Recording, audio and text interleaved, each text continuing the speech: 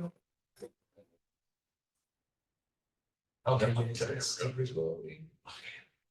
Okay. Welcome again to our NPP seminar with OCIE. Today, I'm going to let Ben to introduce our speaker because I'm sure that he's going to do much better work than I could. So please, Ben. Thank you. My name is Ben Faltasek. I'm in the MPP doctoral program. I'd like to introduce Roy Cook, who is one of my philosophy teachers and someone partly responsible for getting me into philosophy. He has about 120 papers published, or total publications, and among many other honors, and is a professor at the University of Minnesota. And I'll just note that this is my third graduate program. I've been trying to get Roy invited since I started graduate school. And although MPP is a new program and is having some growing pains, as all new things do, it's the first program where I was actually able, someone listened to me and was able to invite Roy as a speaker. So I appreciate that very much. It's a milestone for me. I'm looking forward to Roy's talk, Creating Consequence, a Framework for Liberatory Logics. Thank you. Yeah, good. Thank you. I am also thankful that Ben finally got somebody to listen, because Minnesota had a very mild winter, but we had our first genuine blizzard on Monday and Tuesday, and it wasn't even a bad blizzard by Minnesota standards. It was like 8 inches. But I'm nevertheless happy to be away. Normally by this point we'd have like 3.5 feet of just accumulated snow from the entire winter. So I'm happy to be here in the sun.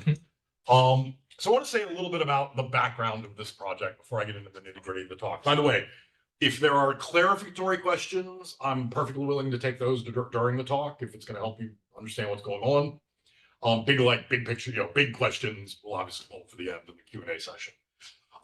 So over the last 6 years, there's been a big balloon in work on feminist philosophy and formal logics and looking at connections between them.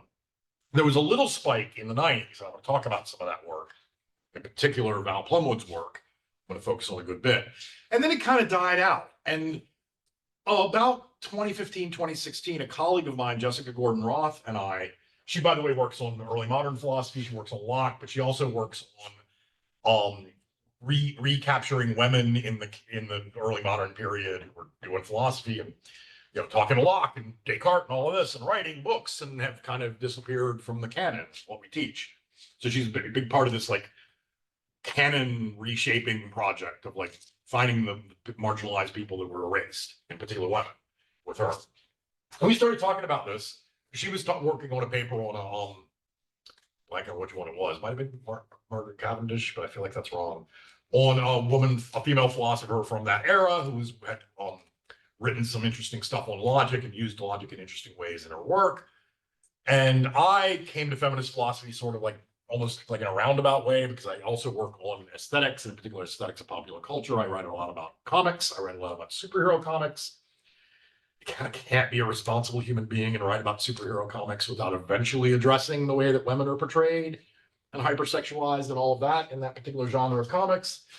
That grew into a larger interest in feminist philosophy more generally. And I've been sort of looking at philosophy of science and epistemology, where there's a huge amount of feminist work, right? I mean, there's a whole subfield of feminist epistemology. There's a whole like huge literature on feminist philosophy of science. It's really rich and really interesting and really thought-provoking and really powerful. And I'm like, where is the similar stuff for logic? And there turned out, I mean, even now you could spend a week doing nothing but reading, and at the end you would be an expert on feminist philosophy and formal logic. The literature is still that small, right? It's like 3 books and about 24 articles. So we got together and put on this workshop, sponsored by the Department of Philosophy and the Minnesota Center for Philosophy of Science. And throughout this, there were like 4 projects that came out that sort of fall under the umbrella of feminist philosophy and formal logic. The first is this historical project, because just going back and finding the female logicians that have been erased from the history of philosophy, right? And I've got so actually one of the other talks I offered to give here was actually on a project like that with a logician named Christine Ladd Franklin, who was a Peirce student who you've probably never heard of, despite her being celebrated as having given the final solution to the characterization of the Aristotelian syllogism back in her day when she was doing the work. So that's one project. The second project is just like using logical tools to build models of concepts or ideas or or mechanisms, whatever they are, that are of particular interest to feminist philosophers, right? So for example, in the volume that's coming out of this workshop that Jessica and I put on, I have a paper where a grad student and I build a sort of formal world style modal semantics for the knowing what it's like operator, right? And keeping in mind that knowing what it's like to be something might be very different from knowing that one is something, although the two might be connected. The third project, which is what I'm going to be talking about today, is sort of doing philosophy of logic, right? Asking what is the right logic or logics, and asking if feminist philosophy has anything in particular to offer here. Of course, I wouldn't be doing all this work if I didn't think the answer to that was yes. And then the fourth project is pedagogical. It's sort of looking at all these other things, in particular the third project, and saying, well, how should we teach logic? Right? Because a lot of logicians don't think classical logic, the two-valued true-false system we teach in intro class, is the right logic. We think that's totally wrong, and we need to have multiple values, or intuitionist logic, or all these other crazy logics. And the thing we teach freshmen is wrong, right? We're like, but it's still, we need to teach them that first because all the more complicated systems build off that. If they go do more logic, they can learn about these other complicated things further. Most of the time, the logicians who think that are motivated by very esoteric things like the liar paradox or vagueness. They're like these weird logical puzzles, right? Or weird things in quantum mechanics. And you're like, well, so they'll learn about that eventually if they go that route. But if we think that the right logic is not classical logic because of concerns stemming from feminist philosophy, then suddenly the picture pedagogically looks very different. Right, because we're not just giving them a simple picture that they can complicate if they want to learn about quantum physics or the liar paradox. We're giving them a simple picture that might be socially and politically harmful. Right, if there are feminist reasons for thinking that in some sense that logic does damage with respect to its use when we're theorizing about gender. Right, so we may have particular pedagogical concerns. I've also written about that in a co-published paper with Keck Center that's I think already out finally about a week ago. If anybody wanted, I could give references to all that stuff later. And also other super cool stuff being done by other people. So I'm kind of got fingers in all of these different pies. Here, it's going to be the third project. It's going to be talking about logic. But I'm actually going to start in a very strange place, because one of the problems with this literature is there's still not a huge amount of connection between like cutting edge ongoing work on feminist philosophy and the philosophy of gender on the one hand, and hardcore, like serious technical logic. Right. The people doing one mostly aren't doing the other. I think a lot of the feminist philosophy that's been mobilized in some of the papers, including possibly some of my own, is relatively thin compared to like the real work that's being done in gender studies departments or by feminist philosophers and analytic departments. So I'm trying to rectify a little of that. I'm certainly not the only one trying to do this work, but that's sort of what's motivating this. So we're actually going to start with Robin Dembroff's analysis of the concept of genderqueer, right? What it is to be genderqueer. I like the analysis. I'm not going to defend it as right. I'm just going to give it to you because for my purposes today, I don't care about it if it's right. What I care about is that it's going to then, in part two, motivate a sort of logical account of gender critical kinds, right? What the logic of such views might look like. Then I'm going to talk about various arguments that are out there for logical revision that are motivated not by the liar paradox or Russell paradox or vagueness or quantum mechanics, but by feminist concerns about how gender concepts work. Okay, that's going to be part 4 and 3 and 4. 3 is going to be a little bit more detail on Plumwood, who was sort of a pioneer in this stuff. Gave the first sort of argument for logical revision based on feminist concerns back in the 90s. And then I'm going to look at it very quickly in section 4 at a bunch of other particular examples that are more recent that have grown out of this sort of spike in work on this in the last 5 or 6 years. And then I'm going to return and point out some really interesting, like technical mathematical questions about logics. They're they're not like going to shock anybody, but they're kind of novel, but they're motivated by this feminist work, right? Okay, so that was a long introduction of, first slide. Well, we're on slide 2, right? We're rolling along. I'm going to try to keep this to an hour, but I'm not going to promise anything. So, yeah, some of these are like title slides. Dembroff's analysis, genderqueer. Look how fast we got through that one. So I'm going to read some quotes. I'll say a few things about them. So Dembroff is trying to analyze this notion of being genderqueer, right? Being non-binary, being trans. It's a pretty broad umbrella term for various kinds of not fitting into the traditional gender binary, right? Man, woman. So Dembroff writes the following. What is genderqueer? Genderqueer on my proposed model is a category whose members collectively destabilize the binary axis, right? Or the idea that the only possible genders are the exclusive, by the way, and exhaustive, kinds, men and women. Okay. Moreover, they do so based on felt or desired gender categorization that conflicts with this binary. Right? So the idea is you're genderqueer. If you reject the binary, right, you try to in various ways try to destabilize it, and you are motivated to do this not because you're a good person and you have queer friends, although that's a great reason to destabilize it as well, but because you in fact identify as somehow outside of that binary in one way or another of many ways. Okay, here's a little more detail from Dembroff. The solution I suggest lie after sort of talking about these purely internal views of genderqueer, which is just like you're genderqueer if you identify a certain way, purely external, which would be you're genderqueer if people identify you a certain way, right, regardless of what you think you are. It's more sort of nuanced, mixed view that Dembroff provides. The solution I suggest lies in understanding the category genderqueer, not in terms of external or internal features of individuals, but rather in terms of features of a collective. In particular, features that combine both external, political, and internal motivational components.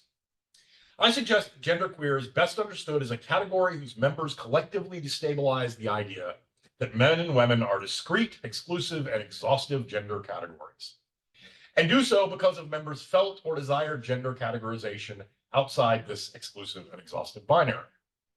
Furthermore, I do not assume that genderqueer persons will be successful in destabilizing this axis, right? You just have to try, right? You don't have to succeed in order to be genderqueer. Nor do I assume that each member of the kind, right, collective, genderqueer, destabilizes this axis, much less do so in a way that is intelligible to others. Right? So you can be genderqueer even if the way you're destabilizing and sort of pushing against the axis isn't visible to other people. Right? For an individual to be genderqueer, in my view, only requires that they take part in collective resistance. Okay. So this gives us the following definition of what Dembroff calls a gender critical kind. Right? And the kind in question is a group of people. So for a given kind X, X is a gender critical kind relative to a given society if X's members, right, these are the people, collectively destabilize one or more core elements of the dominant gender ideology. Sort of actively resisting the dominant gender ideology. Okay. Dembroff points out or distinguishes between two kinds of destabilizing. One is principled destabilizing. Principal destabilizing of dominant gender ideology is destabilizing that stems from or otherwise expresses individual social or political commitments regarding gender norms, practices, and structures. Right? I identify as pretty solidly male. Looking at me, that's going to surprise or shock many of you. This is the kind of destabilizing that I can engage in and be part of a collective and be part of a not genderqueer. We're going to see this difference. That's a particular kind of critical gender kind, but part of a gender critical kind, right? Because I actively resist, right, commitment to and societal expectations around the, pernicious gender binary that assumes everybody is either, a man or a woman. Even though I, in fact, am at one of those extremes for the most part. More interesting in a certain sense for us, however, is existential destabilizing, which Robin describes as follows. Existential destabilizing of dominant gender ideology is destabilizing that stems from or otherwise expresses individuals, and this would be individuals in particular, critical, gender critical kind, which expresses their felt or desired gender roles, embodiment, and or categorization. This is where you're just trying to destabilize the gender binary in society because you feel outside of it, right? Not because the first kind is the kind that's possible if you fit one of those categories, but you still don't think they're exhaustive and exclusive and want to support, all sorts of reasons you might do it, but you want to support other people who are outside of it, right? So there's principle versus existential. Now we finally get to genderqueer. Genderqueer is a critical gender kind. And so it's a group of people who collectively try to destabilize the gender binary, such that its members have a felt or desired gender categorization that conflicts with the binary axis. So that still fits just the general definition of critical gender kind we saw earlier. And in addition, on this basis, collectively destabilize the axis. sorry, no, I got it mixed up. The felt or desired gender categorization that conflicts is the part that's additional to the gender critical kind, right? It's not just that you want to resist the binary, but you're doing so because of your feelings of not fitting the binary. Right? So that's what it is to be genderqueer. So I don't get to be genderqueer. I can still resist, still be part of a critical kind that actively fights against it, but I'm not doing so because my identified gender doesn't fit the binary. Right? Whereas other people, genderqueer people, they're doing it motivated for this reason. And that's just the note I put in there is genderqueer is a particular type of gender critical gender kind, such that its members not only destabilize the relevant gender axis, I can do that, right? But also identify as being outside the confines of that axis. And further, if you read the actual definition, that last bit is what's motivating the destabilizing. Okay. Yeah. This definition of genderqueer seems completely external, or to be defined almost completely external to the person who would be genderqueer. For example, if you feel, not like the general you, if one feels that they do not fit into the gender binary, but has not come out for a variety of reasons, and still displays conformity to the gender binary, would that person then fall under the category of genderqueer? They would, but there's a whole bunch in the essay that I haven't quoted that makes that point. Okay. The little bit that does address that is at the end of that long quote. Nor do I assume that each member of genderqueer destabilizes the axis, right? The group as a whole destabilizes it, right? If you identify internally as genderqueer, but say for safety reasons, because you're in a like not nice part of the country even, right? You aren't openly queer, and that's a hidden aspect of your personality. As long as you are identifying with this collective, maybe it's a nationwide movement, right? You don't actually have to do anything. You just have to identify as part of this loose collective that is destabilizing, right? There's a whole lot of discussion in Dembroff's paper that I would recommend on this. Okay. So that's, but a little bit of it's at the end of this. There's not any success condition. It's not like there's certain kinds of things you have to go out and do or be judged by other people to have done. You just have to identify as part of this kind, where at least some of that kind is involved in some kind of destabilization, which could just be like thinking, I hate the binary. I mean, that might be enough even. But not everybody in the collective has to actively, like openly and visibly be doing stabilizing, right? There's a pretty subtle discussion of that in Dembroff. Yeah, but I agree that's given what I said there, that's a good worry, given what I have on the slide, so thank you. Okay. I didn't put that on here because it's not sort of super central to what I want to do with this stuff. But you're absolutely right that it would be an inadequate account if it couldn't account for people who are privately and for whatever reason, privately and secretly genderqueer, right? We certainly want an account that includes those. Robin very much thinks their account properly understood does.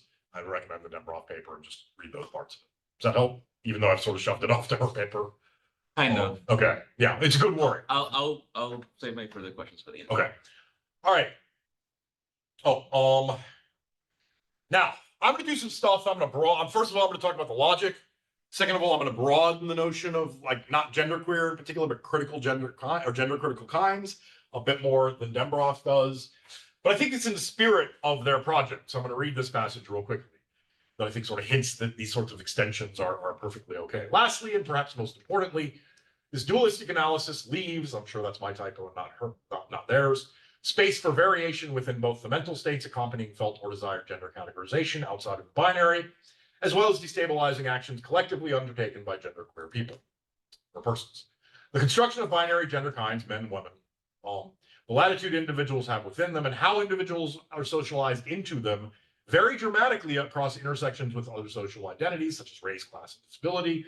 For this reason, my model intentionally leaves open that within the group of genderqueer persons, and this I think actually addresses your worry a little bit, one can, and I suspect will, find a vast range of concepts about and attitudes towards these binary kinds, as well as a vast range of strategies for resisting binary categorization, including possibly just like non-self-identification if that's all, for whatever reason, one is comfortable or feels safe doing. Okay. Now I want to get to the sort of logical framework, right? The promise of the title of the paper. Yay, symbols. So one thing is just for the principled, there's other reasons for this, like follow-up work I want to do that I can talk about in the Q&A.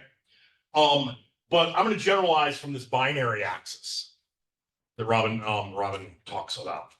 So I'm just going to talk about a gender axis in general. So this is sort of abstracting away, right?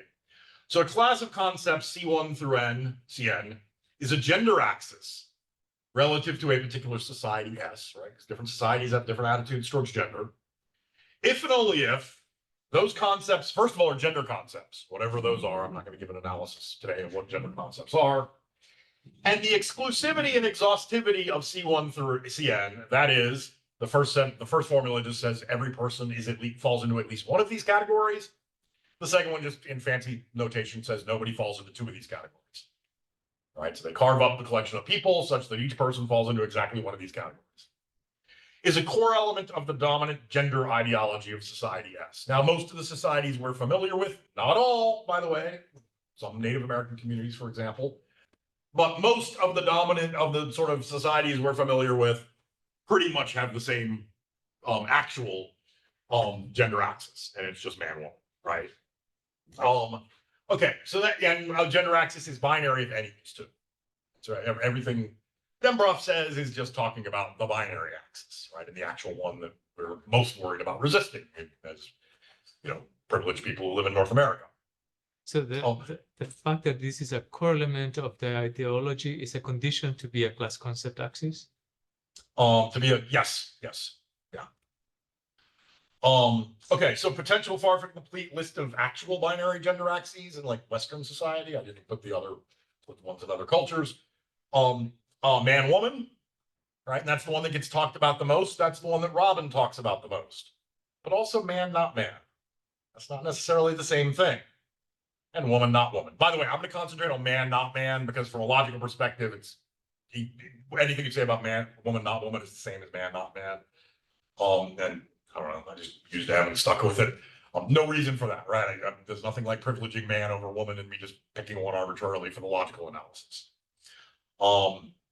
Okay, so that's the potential but far from complete. Okay, now critical gender kinds put a little more formally. For kind X is a critical gender kind relative to a given society S, if and only if its X's members collectively destabilize one or more gender axes, right? I'm leaving open, I don't know of any real life examples of this, but just for generality, I'm leaving it open that a society can have more than one gender axis.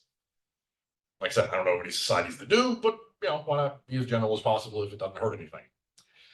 If and only if X's members collectively destabilize one or more gender axes or axes, C1 through Cn, that are core elements of the dominant gender ideology in society S, right?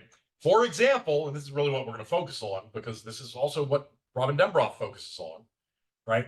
The idea that C1 through Cn are taken by S, but not by X, to be jointly exhaustive and pairwise exclusive, which are the two particular formulas we have on the previous slide, right? Okay, I'm not going to worry, right? Genderqueer is actually not, even though I put queer in the title, it makes it sound sort of cool. I'm actually not worried about genderqueer. I'm worried about the more broader category of gender critical kinds for the purposes of this talk, now that we're into the logic. But of course, genderqueer is going to be one of those, right? So it's all, and what I'm going to say is going to apply to all kinds of gender critical kinds. So I'm not going to worry about which ones are and aren't genderqueer kinds, right? Though that's what Dembroff is interested in. I'm interested in the slightly broader category of just gender critical kinds, right? Various different ways one might challenge dominant, gender axes. Okay.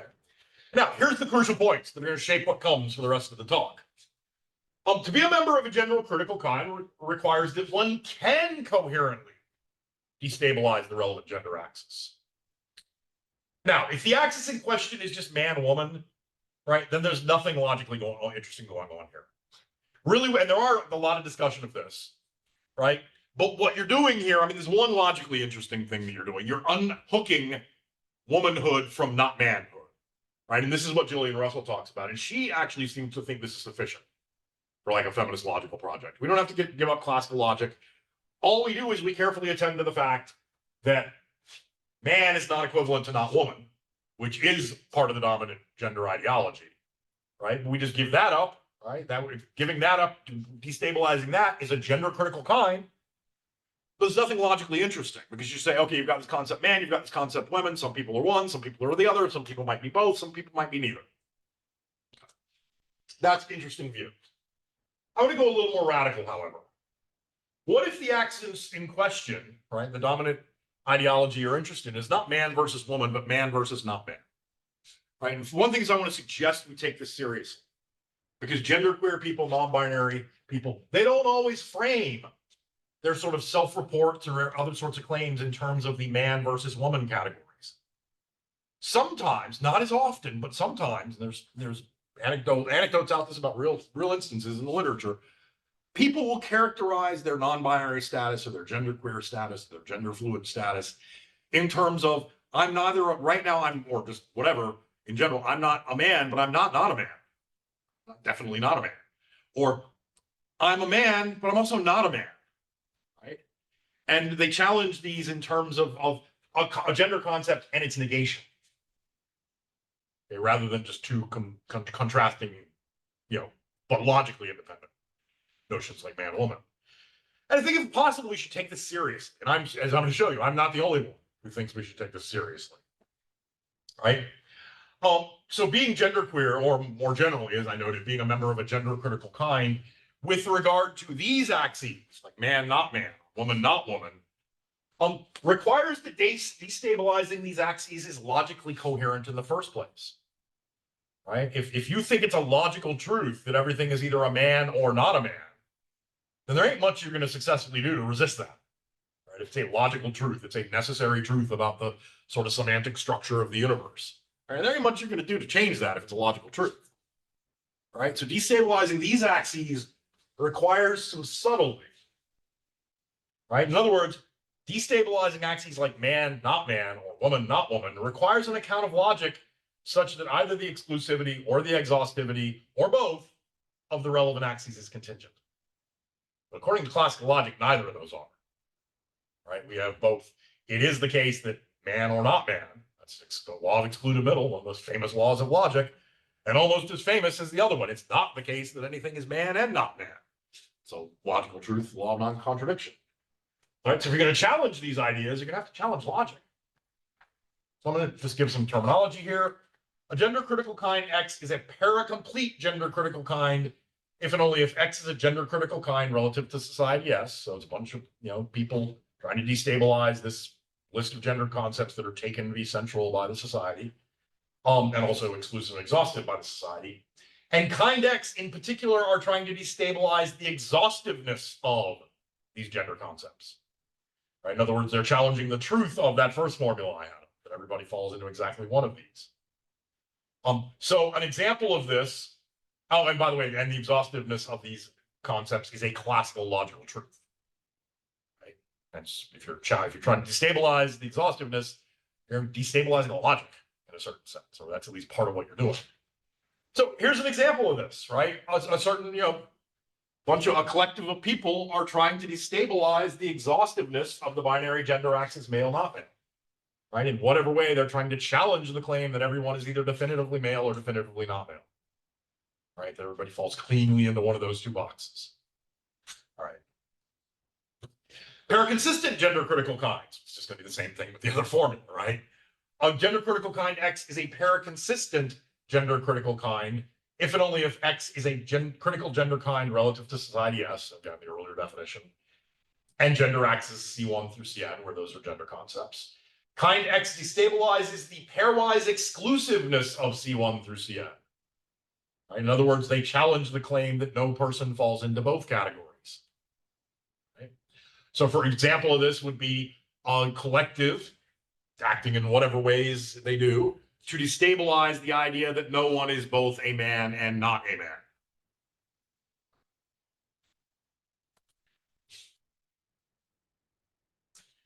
Of course, we don't have to restrict this to exclusivity and exhaustivity. For most of the remainder of this talk, I'm going to, but I just want to point out, you could challenge other logical laws, right? So I have this more general category. A gender critical kind is a logically revisionary, sort of in general, critical gender kind or gender critical kind. If and only if X is a critical gender kind relative to society X and their gender axis C1 through Cn. And there's some logical truth phi that involves just C1 through Cn, right? Such that destabilizing C1 through Cn by X involves or requires rejecting the logical truth phi. Right? So notice the paracomplete, you're rejecting sort of something like excluded middle. paraconsistent, you're rejecting something like the law of non-contradiction or some generalization of it, at least in the examples I gave you at the bottom of the slides. Here it might be some other law. Maybe you're okay with excluded middle and the law of non-contradiction, but you really don't think that not somebody being not a man is the same as being a man. Maybe not a man is a weaker claim, right? So you might want to challenge that one, right? So there are all sorts of laws you could challenge, right? That one I don't think is particularly plausible. I kind of gave it as a simple example. But I think with law of non-contradiction and excluded middle, there are people who've argued this. I think they are quite reasonable to do so. So now I'm going to talk about Val Plumwood, who is the earliest proponent, I think gave the first argument for logical revision based on feminist considerations. So Plumwood, right, first of all, points out there are three approaches that a feminist philosopher can take towards logic, and in particular towards negation, because it's really the not operator. By the way, little side note, almost all of the literature on this topic, including Plumwood, focuses on not as the operator of interest. Plumwood actually has some quick discussion about some laws that involve just the conditional as well. Most people, even who write on Plumwood, don't pay much attention to that. For this picture, for this really to work, we need to look at logic as a whole and all the operators, all the different logical laws. But negation is just an easy target because there's some obvious things like excluded middle and non-contradiction to look at. So all of these three approaches are framed in terms of negations, right? But really it ought to be, because that's how people have approached them, really it ought to be broader about the whole logic. But we're going to focus on negation too, because it's the easiest, first thing to hit. Okay, so three approaches. Negationism. And this is the idea that logic is just evil, right? And there are feminist philosophers who've argued for this, not as so much lately. And it's come out of not completely, to a logician, it looks crazy, right? But it's actually not, given the history of feminist philosophy, the way that logic is tied to rationality. Historically, rationality has been tied to the male gender, right? So there's this sort of resistance. It's not quite what Audre Lorde is talking about, but there's something to the whole, you can't dismantle the master, you can't use the master's tools to dismantle the master's house. That's kind of the idea. Something like that was kind of the idea that was running through this. Okay, so that's one view. The other view is externalism, which just says, look, I'm a feminist philosopher, I'm for all the feminist concerns, I'm gonna go fight patriarchy, all that's rad, but logic is different. Logic is immune from that sort of concern. Logic is a priori, it's about relationships that hold between propositions up at Plato's heaven, and gender has nothing to do with it, right? These two are just independent of each other, right? And the third, which is Plumwood's view, I think she was the first person to hold this view, at least the first person to publish anything on it, is centrism. Logical negations that are centering, right? Certain kinds of negations. That is, that define one concept in terms of the absence of the second concept, where that second concept is centered, are, or at least can be oppressive. Right? So for Plumwood, it's not about either giving up logic or saying that logic is sort of immune to any sort of social or political critique. You're saying, look, there are all these different logics out there. Right? Part of that may be why the negationism came about in sort of feminist, strictly speaking, feminist philosophers, because they probably saw intro to logic classes and thought classical logic was logic. Classical logic looks bad for reasons that Plumwood and others have pointed out. And they might not have known about the options, right? The advantage Plumwood had is she was an Australian relevance logician, right? I guarantee, I don't even know what you do there. No more than two people in this room that were as good logicians as Valerie Plumwood. Probably less. All right. Almost, I don't know what people do. But she was a serious member of the Australian relevance logic school, right? Has papers, proof theorems. Ironically, her husband, Richard Routley, she was Val Routley and he was Richard Routley. And then she's also one thing about Val Plumwood is her work in logic has been overshadowed by a place where one or two people in the room might know her from. Her work on environmental feminism is what she's really famous for. And as a result, her immensely important work in logic and the philosophy of logic has been somewhat overshadowed by that. She and her husband co-published a number of papers, three of which were published they found this out when they just recently did the second edition, three of which were published only under his name in the first edition of papers of the famous anthology of the important papers by Richard Routley/Sylvan, which is the last name he took on. He was also invested in environmental feminism and environmental philosophy, and that's why they changed their names to Plumwood and Sylvan. probably a whole longer story there that I'm not going to look up or tell. Look it up if you're interested. Yeah, so I mean, there's an irony right there, right? Come on, right? Somebody writes on feminism and logic, and you take her name off the paper when you reprint it in the Richard Sullivan volume. Anyway, they did fix it in the second edition, fortunately. I have a note about it. But her idea is because she was a serious logician. She knew logic. She knew intuitionist logic, many valued logics, Australian relevance logics, North American relevance logics, which I'll say a little bit about what these things are later. She knew all this. So she saw, and so her idea was it's not logic that's the problem, right? The negationists might have, in a certain sense, been onto something. But what they were really onto was classical logic's the problem. We need other logics. Okay, here's some examples of the different views. Andrea Nye, Luce Irigere, which I'm probably not saying right, or at least Marjorie Haas's interpretation and reading of her are negationists. Externalists, Susan Hack, very famously, Jean Courtois. I've never found anybody who's sure about how to pronounce that one either. If anybody does know, please tell me. Centrism is Plumwood in 2 papers in 1993 and then later in 2002. Right? By the way, surprise, surprise, Val Plumwood's going to argue that Australian style relevance logic, which is the logic that she worked on everywhere for all sorts of other reasons, is the right logic for feminist, from a feminist perspective. I'm not going to read this whole long quote because I'm a little worried about time. But one thing to be careful that's important about Plumwood is she thinks there are plenty of theories where it's okay to reason classically in the sense that you can use excludability or use law of non-contradiction. Right? It's just you can't do that all the time. So if there's like one logic that's the correct logic, that's the principles that are valid everywhere, it ain't classical logic. Right? But there's some cases, if you're doing classical mathematics, right, it's probably okay to use classical logic in the sense of that system.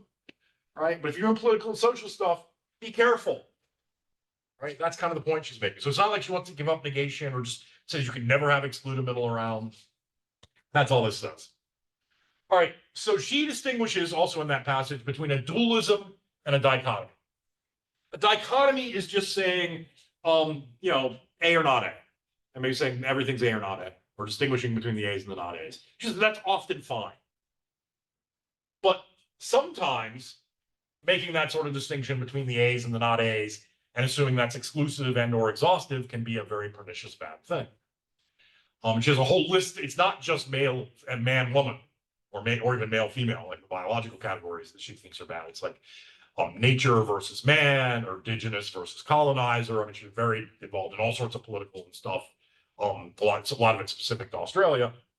So it's not just feminist concerns that are motivating her. It's all sorts of concerns that she was very, very worried about. But I'm going to stick here to feminist stuff. And dualisms are where we make these distinctions and make pernicious assumptions that are pernicious in that context. And she identifies 5 characteristics that are involved or can be involved in dualisms. It's not clear that it has to be all 5 of them or just enough of them for it to be a dualism. That's still a matter of some contention amongst the interpreters. I'm going to focus on 2 of these because they're the 2 that are most clearly relevant to how we set things up. The first, by the way, if anybody wants the slides, just email me and I'll send them to you, is radical exclusion or hyperseparation. And I'm going to read all these quotes. How am I doing? I know we started a little after the other. Yeah, don't worry about time. And I'm like over halfway through the slides, so we're not doing too bad. And like 2 slides with references, so fine. Actually, we have 37 slides. So dualisms, because with regard to dualisms, radical exclusion, because the other is to be treated, and the other is the negated thing, right? So you got like the P's and then the not P's. Because the other is to be treated not merely different, but as inferior, part of a lower, different order of being, differentiation from it demands, in the case of a dualism, where it's a pernicious thing, not merely distinctness, but radical exclusion. Not merely separation, but hyper-separation. Radical exclusion is a key indicator of that's unfortunately a typo in the original, dualism. Now, how does this connect to logic? Right? Well, the negation of classical logic, which is responsible for its paradoxical character, has features of radical exclusion of the other, which lie behind distancing and discontinuity, as well as exhibiting other features which are characteristic of dualism. By the way, remember, she's not saying anytime you have the principle that you're going to see in a minute that that's bad. It just can often be in cases where it's feeding into a hierarchical picture of the P's being above the not P's in particular, the men being above the not women. The idea is kind of classical logic encourages this sort of stuff or makes assumptions that are bad in that context, maybe perfect. I mean, who cares if we, define the prime numbers and then the composite numbers are not prime, and oh wow, we've hyper separated the prime numbers from the not prime numbers. I mean, you might not care about that. You might, right? There are people working on feminist mathematics now, but you might not, right? I don't think Plumwood worries about that. But it's that these rules of inference can bring very bad consequences in certain contexts, and gender is one of them. The radical exclusion aspects of the nation of classical logic, which is responsible for its paradoxical character, has features of radical exclusion of the other which lie behind distancing and discontinuity, as well as exhibiting other features which are characteristic of dualism. The radical exclusion aspects of classical otherness are evident in the classical treatment of contradictions as implying everything, right? For the effect of P and not P entails Q is to keep P and its other or negation at a maximum distance, so that they can never be brought together, even in thought, on pain of the maximum penalty a logical system can provide, system collapse. Right? So what she's worried about here is the classical negation basically says P and never P can never overlap, can never touch, right? Because the minute you have like some A such that A has property P and A has not P, right? If you're a classical logician, the principle of explosion, right, this classically valid principle tells you every sentence whatsoever is true, right? That's your any two theories, classical theories with contradictions of the same theory, because everything follows, right? And that's that maximum penalty bit, right? It's not even you might stop and say, oh, that's weird. P holds, P A is P and A is not P. That's kind of strange. It's like, no, whole system collapses in meaninglessness. It's not even meaningful to say that logically. It's not rational. It's not coherent. It's nothing, right? It's nonsense because you just got everything's true, and the negation of everything's true. So that's his maximum penalty. So, of course, she wants a logic that does not have explosion. In other words, it says, for example, that male and not male, right? Something being both male and not male does not lead to system collapse. You want a logic that sort of isolates that and doesn't entail everything. And, right, as she says, a radical exclusion, a non-hierarchical concept of difference will affirm continuity, right? Overlap, right? Or at least leave an option open for that. Reconceive Rolata in more integrated ways and reclaim the denied area of overlap. The idea that you could have something that in some sense is both P and not P, is both male and not male. The lesson, an adequate logic, this is already obvious, I think, from the previous slide, from a feminist perspective, must not validate explosion, or also called ex falso quod libet, one version of which is just what I have there. If there is an X such that X has phi and X also has not phi, that entails any sentence psi whatsoever. Classical. So we don't want that. So in our terms, Plumwood's rejection of dualisms can be seen in part as embracing a paraconsistent gender critical kind. She's giving up the exclusivity of the gender concepts, man, not man. Okay. Or even more man, woman as well, right? But man, not man. She does explicitly address that one. All right. Okay. Now let's look at homogenization. More than polarization is needed for the relationship to be an appropriate one for domination. The dominated class must appear suitably homogeneous. Right? If it is to be able to conform to and confirm its nature, right? In homogenization, differences among the inferiorized group are disregarded. Right? So one idea of the dominant group dominating the marginalized or oppressed group is it's like, we are us, and they're just merely not us. And there's nothing more interesting to say about them. Women are just not men. There's like nothing more interesting, no interesting divisions between types of women, nothing. They're just not men. That's all there is to say about them. Okay.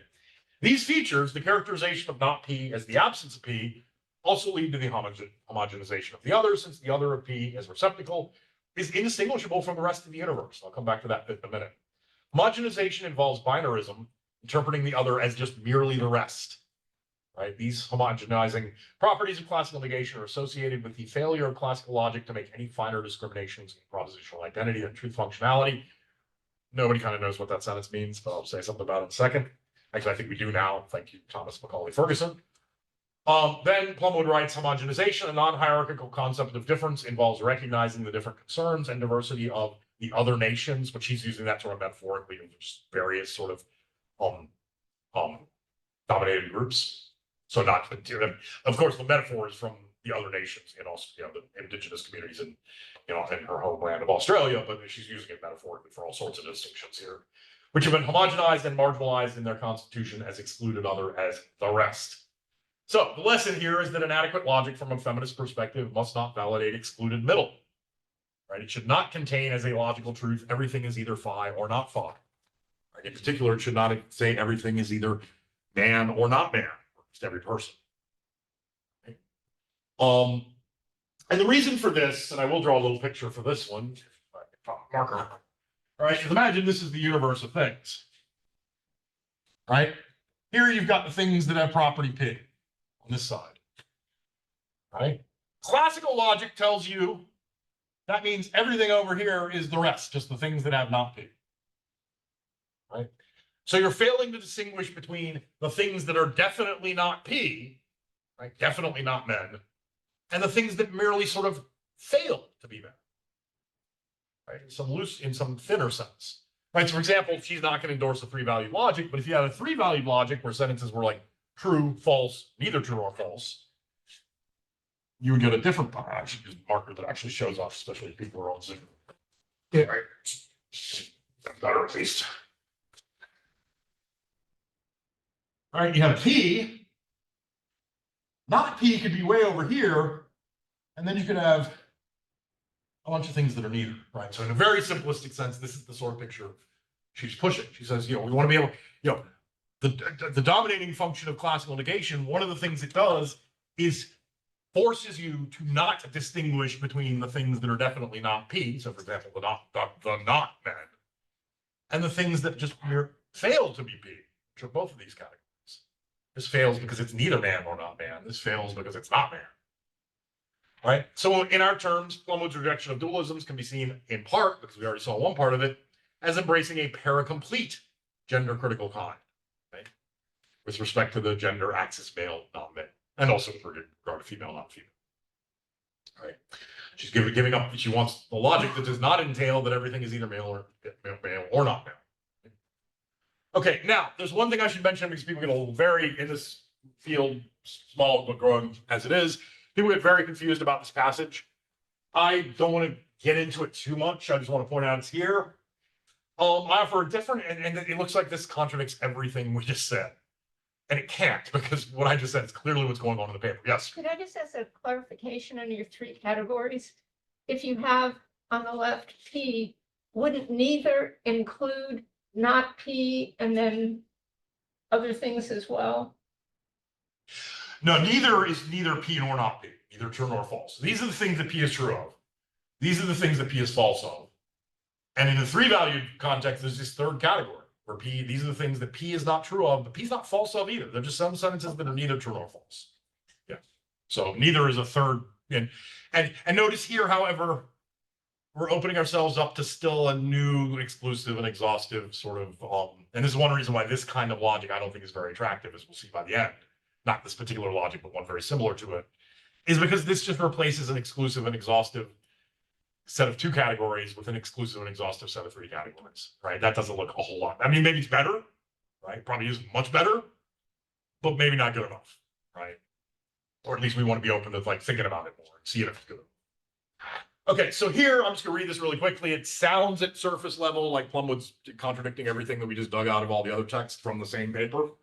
I don't think that's right. You can return Q&A if that's a worry.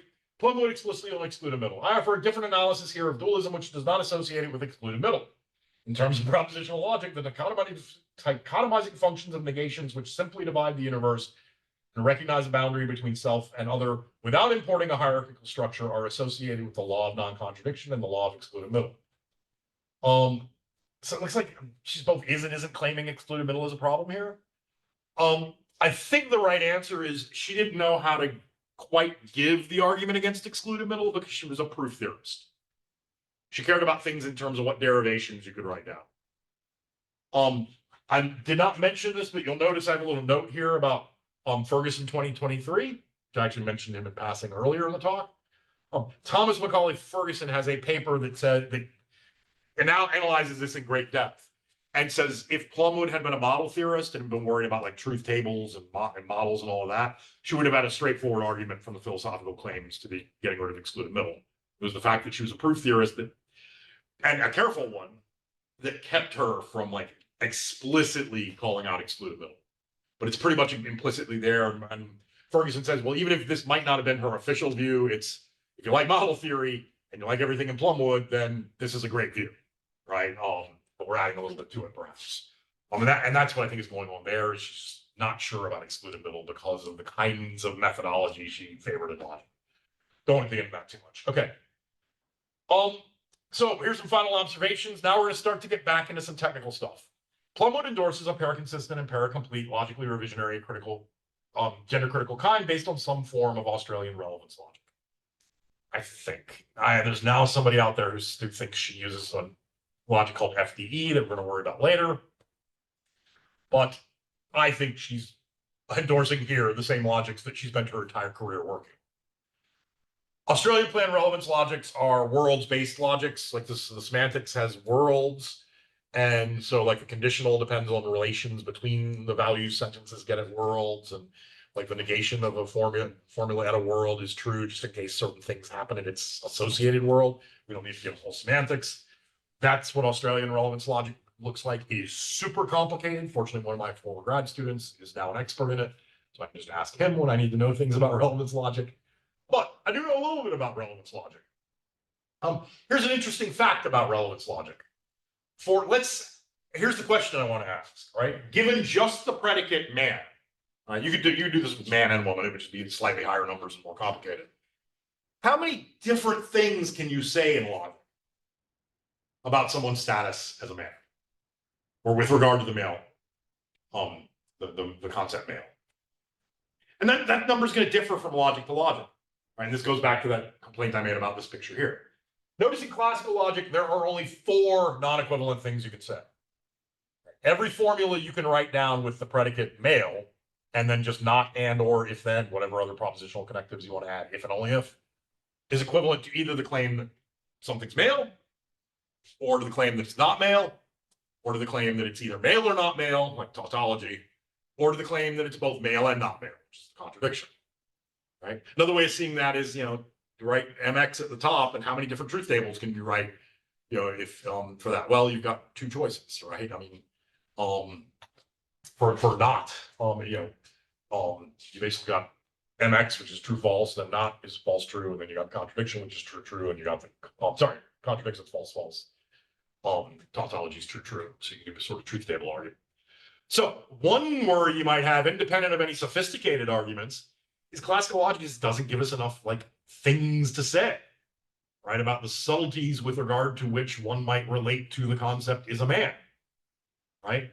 And what I want to point out here, and I'm going to start giving these numbers on a bunch of different slides that are about to follow, is all else being equal, right? They're also going to be more philosophically subtle and sophisticated arguments, but all else being equal, the more different things we can say about gender concepts, the better. Because then our logical resources just allow for more variety. Maybe we don't need all that variety, but if all else being equal, better to have the variety than not, right? Classical logic has almost no variety, right? You can say 4 different things about your relationship to the concept man. For Australian relevance logics, there are countably infinitely many pairwise non-logically equivalent propositional formulas containing only MX's non-logical content. Right? Basically, you have far fewer logical equivalences in relevance logic. Lots of formulas that are classically logically equivalent aren't and mean different things. And in fact, there are infinitely many. This might not be true of there's so many different variants of Australian relevance logic. This is not a single logic, it's a whole class of them that you get this way. This might be true for every single one of them, but it's true for most of them. And I'm going to soon talk to my grad student and also Thomas Macaulay Ferguson, and the 3 of us are going to sort out this carefully. But it's certainly true for most of them, the vast majority. That's good, right? That means there are infinitely many different things that are subtly different from each other that one could say. We might need infinitely many to characterize our genders and the genders of our friends and family and all of that, but it's nice that we have that kind of variety. I take that as a plus feature of the theory, all else being equal, right? If you had 2 theories and one has 4 categories and one has infinitely many, and they're just as good on all the other counts, take the one with infinitely many, at least from the perspective of thinking about gender. That just seems like a good making feature of the theory, all else being. Given the variety of different gender categorizations we already see amongst people. Why? Why is it better? Because people keep reporting different kinds. I mean, I don't know, maybe, well, 4 is certainly not enough, okay?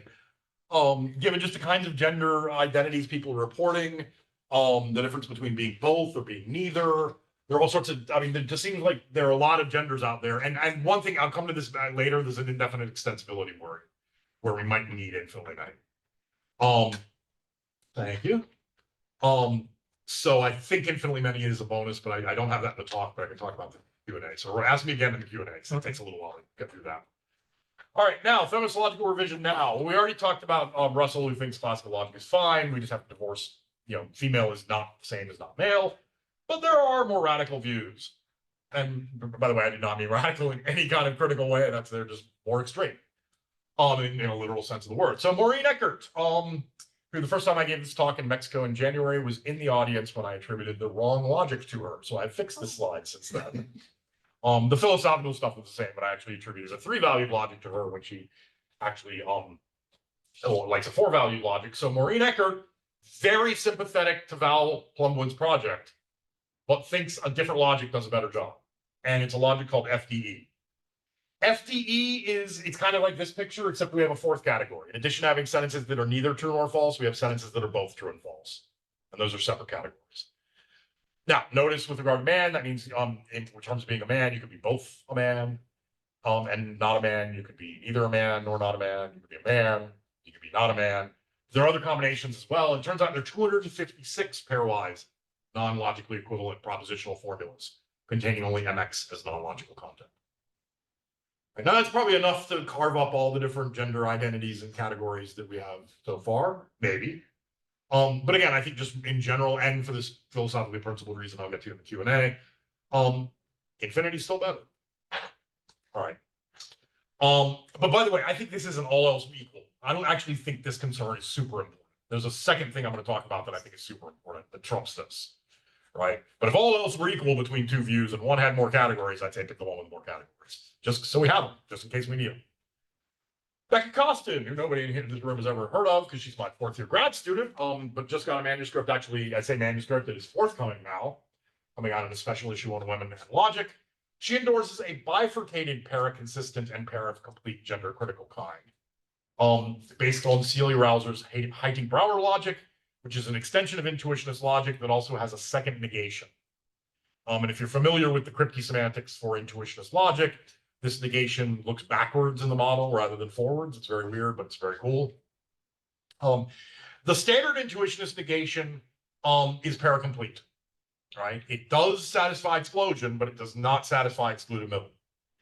The second negation is paraconsistent, right? It satisfies excluded middle, but it does not satisfy explosion. It does not explode. All right, so we have 2 negations, and each one does one of the 2 things. Neither of them does both. Why is this so interesting? Well, one thing is, compared to a lot of the other logics I've talked about, intuitionist logic is the only one that has a claim to not do huge amounts of, let's say we decided we had to use this logic everywhere, right? You can do a lot of math with intuitionist logic, and it's weaker, but the math you can do looks a lot like standard mathematics. Sometimes you have to throw double negations in where you didn't have the original theorems. That's about it, right? By the way, for those in the know, I'm not talking about intuition, like intuitionism Brauer style, where you also have different sets of axioms, right? This is the interpretation of the Kripke semantics here is very different from traditional intuitionism. It's not about constructions. It's actually about moves in terms of, in her paper, about moves you make in terms of self-identifying. And like, like identifying as male at one point, but then you might move backwards in the Kripke frame when later on you don't identify as male anymore, things like that. So it's not the traditional interpretation of intuitionist logic. It's just mathematically speaking, that's the formal system with a very different philosophical interpretation. All right, in both Heiting-Brauer logic or the simpler intuitionist logic, there are countably infinitely many pairwise non-logically equivalent propositional formulas. Countably infinitely many different things we can say. This is a standard construction in chapter 1 of the classic Trollstrip, Van Dalen book on intuitionist logic. Very well known result. Just actually think about that result that got me thinking about this more general issue. Ashley Tauchert, I've never met them, I hope I'm pronouncing that right, endorses a paracomplete gender critical kind based on Zade's fuzzy logic. Now, what do we get for our theorem here? Well, in fuzzy logic there, with the standard vocabulary, you kind of have the classic vocabulary and you can only say 4 things. You might be able to improve this by adding extra operators that somehow take advantage of the fuzziness. So I'm gonna kind of leave this open, but put a question mark by the for. I also don't know a ton about fuzzy logic. I'm not particularly fond of it, so not super motivated to do the work for this slide, but I will do it someday. Rory Collins, 2021, endorses a neither paraconsistent nor paracomplete logically revisionary gender critical kind based on but not citing Edgington's degree theoretic semantics. Right? I'll say something about that, especially for the grad students and other students in the room, about that little, snarky thing about but not citing. Right. So degree theoretic semantics in general gives every sentence, instead of like true or false, a value between 1 and 0, where 1 is absolute truth, 0 is absolute falsity, but things can be kind of true, or like 0.75 true, which is like 3/4 true, or like closer to true, say 0.5 true.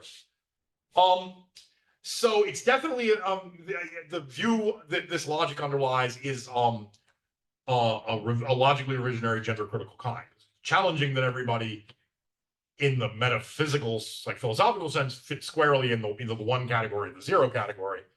But because she mobilizes Edgington's logic, which is like a really nice logic when you're doing this sort of thing with vagueness, because it gets you classical logic back. But it's not clear we want classical logic back here. And the semantics actually gives you excluded middle and explosion. Weirdly enough. But you could add some, and there's some technical stuff, I'm not going to get into it super detail. You could add the other operators or change the operators slightly. Since you have 2 to the aleph naught, like a big infinity of different values between 0 and 1, right? That's a big infinity. It's bigger than the smallest infinity. You could have enough stuff there to have that many different things. You could say, oh, I'm 0.52695 male today. Tomorrow I'm 0.49762, right? I mean, at least in principle, we'll give them that because it's not a good view otherwise, for reasons I'll point out in a minute. So we'll be generous with them. So summing up the expressivity concerns, which again, I said is sort of a default, like, if everything else is equal, we see how things stand, right? We've ranked them from best to worst, right? Degree theory, then HB, then Australian relevance, they're kind of tied, then FDE at 256, then fuzzy logic and classical logic both at 4, again with question marks where I said they would be. All right, so that's something, right? That tells us, we might prefer, all else being equal, we might prefer some of these over another. I am almost done. Part 5, the final technical question. But here's an extremely important thought. I think no, actually, I think Plumwood says this somewhere very quickly. We've been concentrating on negation in logic, and I flagged that right at the beginning. But ultimately, the issues at issue here are not concerned solely or even primarily with negation, right? So here's something to think about. Let's say, I'm putting this in very cartoon terms, but you'll see the worry, right? If you're worried about people running around claiming everybody's either a male or not a male, and it's a sharp distinction and excluded middle explosion, you're worried about those sorts of claims.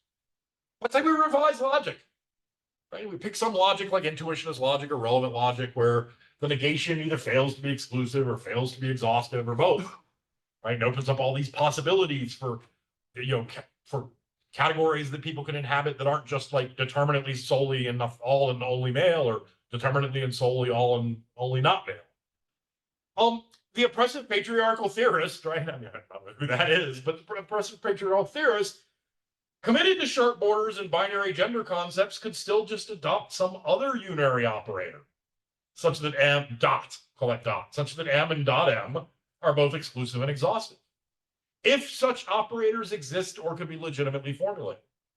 And then they just do all their awful oppressive binary stuff with that operator. It's like, oh yes, you've shown me negation is more complicated than that, but I'm going to introduce schmigation. And it turns out everybody on Earth is either definitively male or definitively schmigation male. So we still have our 2 categories. All right, and then do all the horrible stuff that Plumwood talked about with this new operator. It's not about how you draw the symbol. Right? It's whether you have any operator that'll behave this way. Right? That's the real deep worry.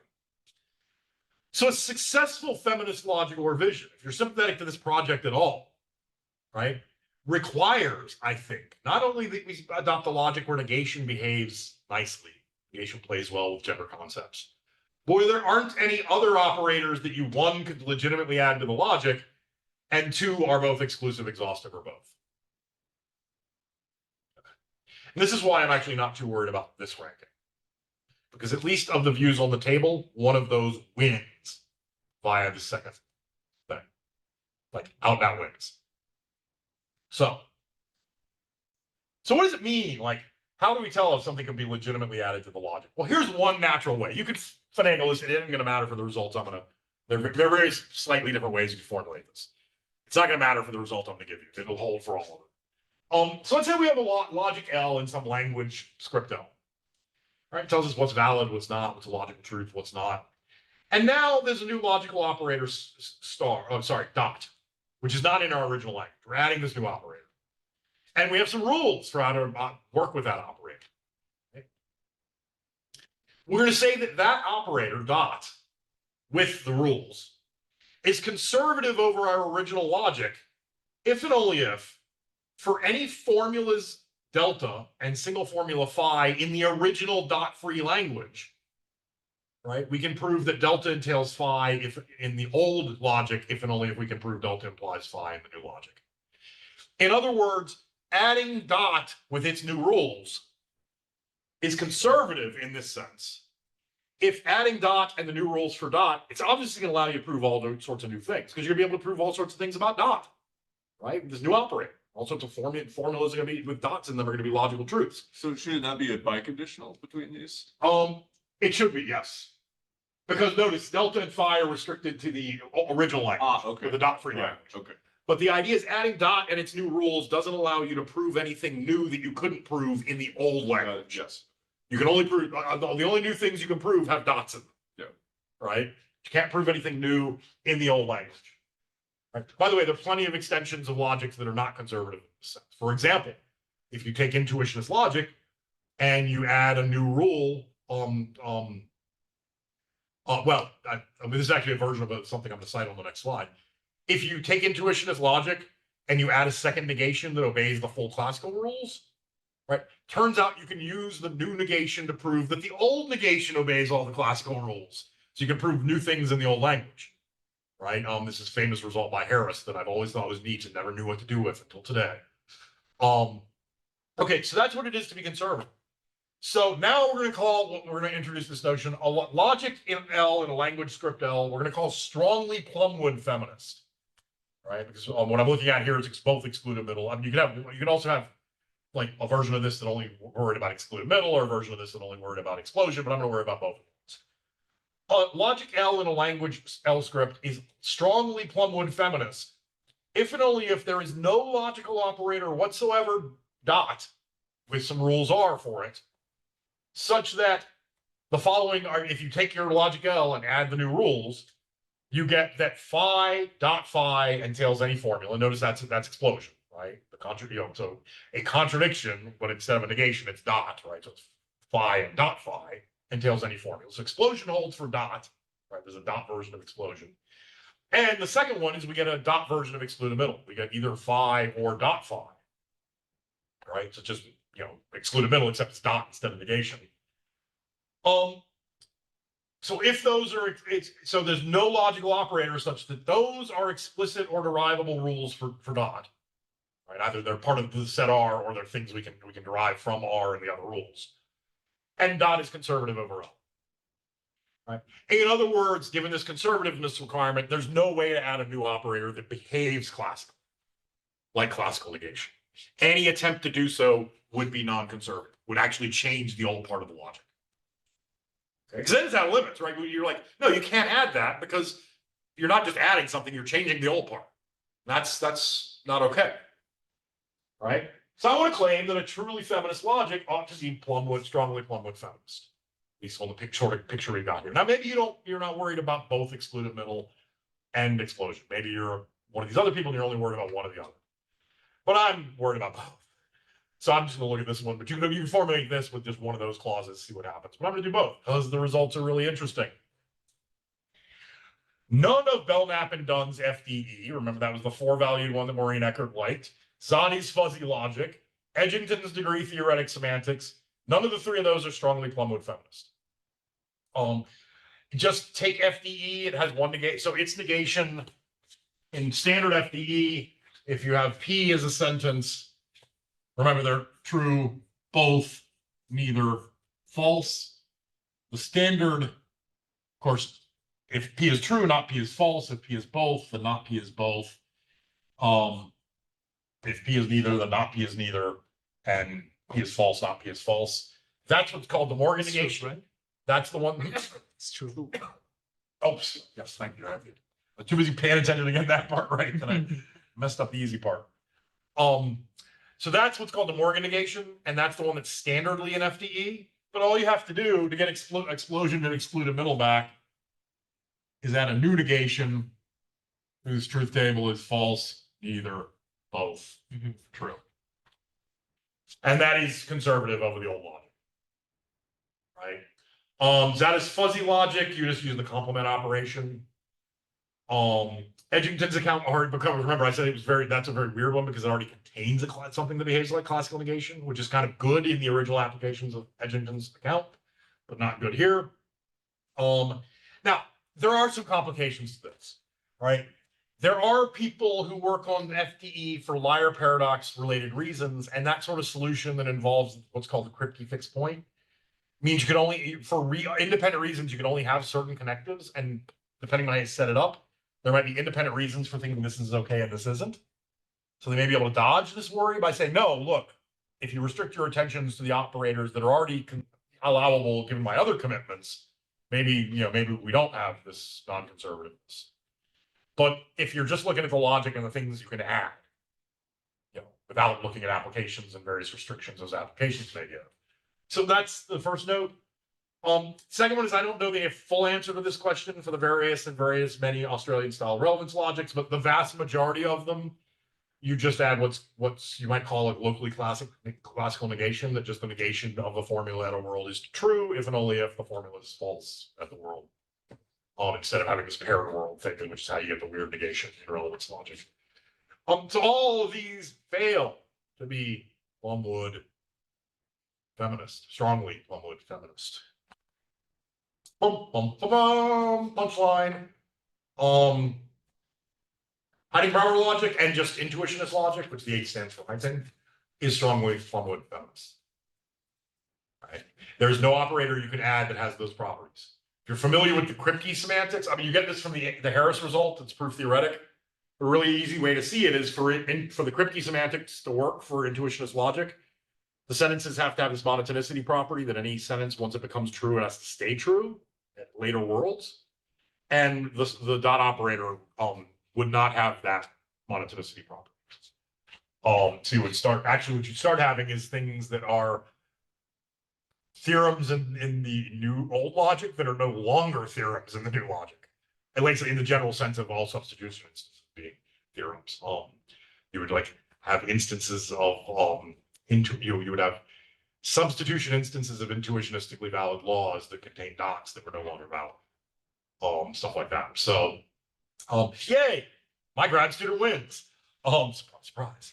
But I think this is important because it's not just to treat negation so it's okay, but to make sure we can't have other operators that work just as bad. I think that's important. So I think this is, and this is not a question, this sort of conservativeness in this, quite this sense with regard to operators for excluded middle and non-contradiction. I don't know of any other context where this particular question has arisen. All the questions about conservativeness more generally arise all the time. Oh, I am done except for one thing I wanted to mention because I forgot to say it. Because I never did give the story about my snarky comments about the Collins critical, logically revisionary, gender critical kind based on but not citing Edgington's degree theoretic semantics. So for all of you, but especially for grad students starting out, and you're like, I gotta worry about citations, do not do this. So Rory Collins' paper is all about Edgington's degree theoretic semantics. You look at the references and index, and the reference list or the in-paper references, there's never a citation to Edgington.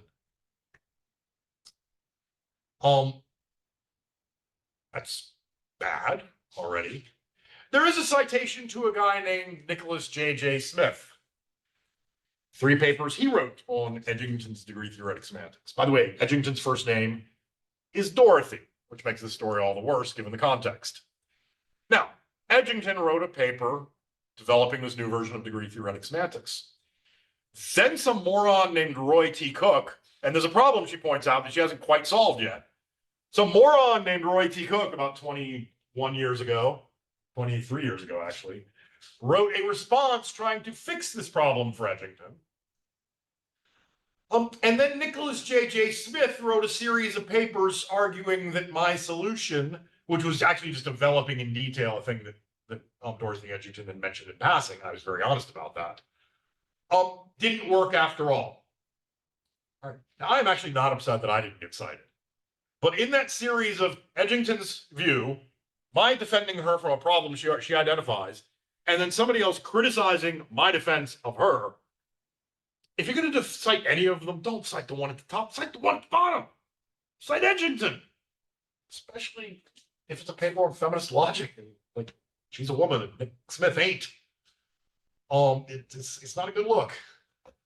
So yeah, don't do that. That's my sort of citation lesson for the day. Don't do that. I was like in shock when I looked at the references. I'm like, citing Nick's papers responding to me as a reference for oh yeah. All right. With that note, that is the end of the talk.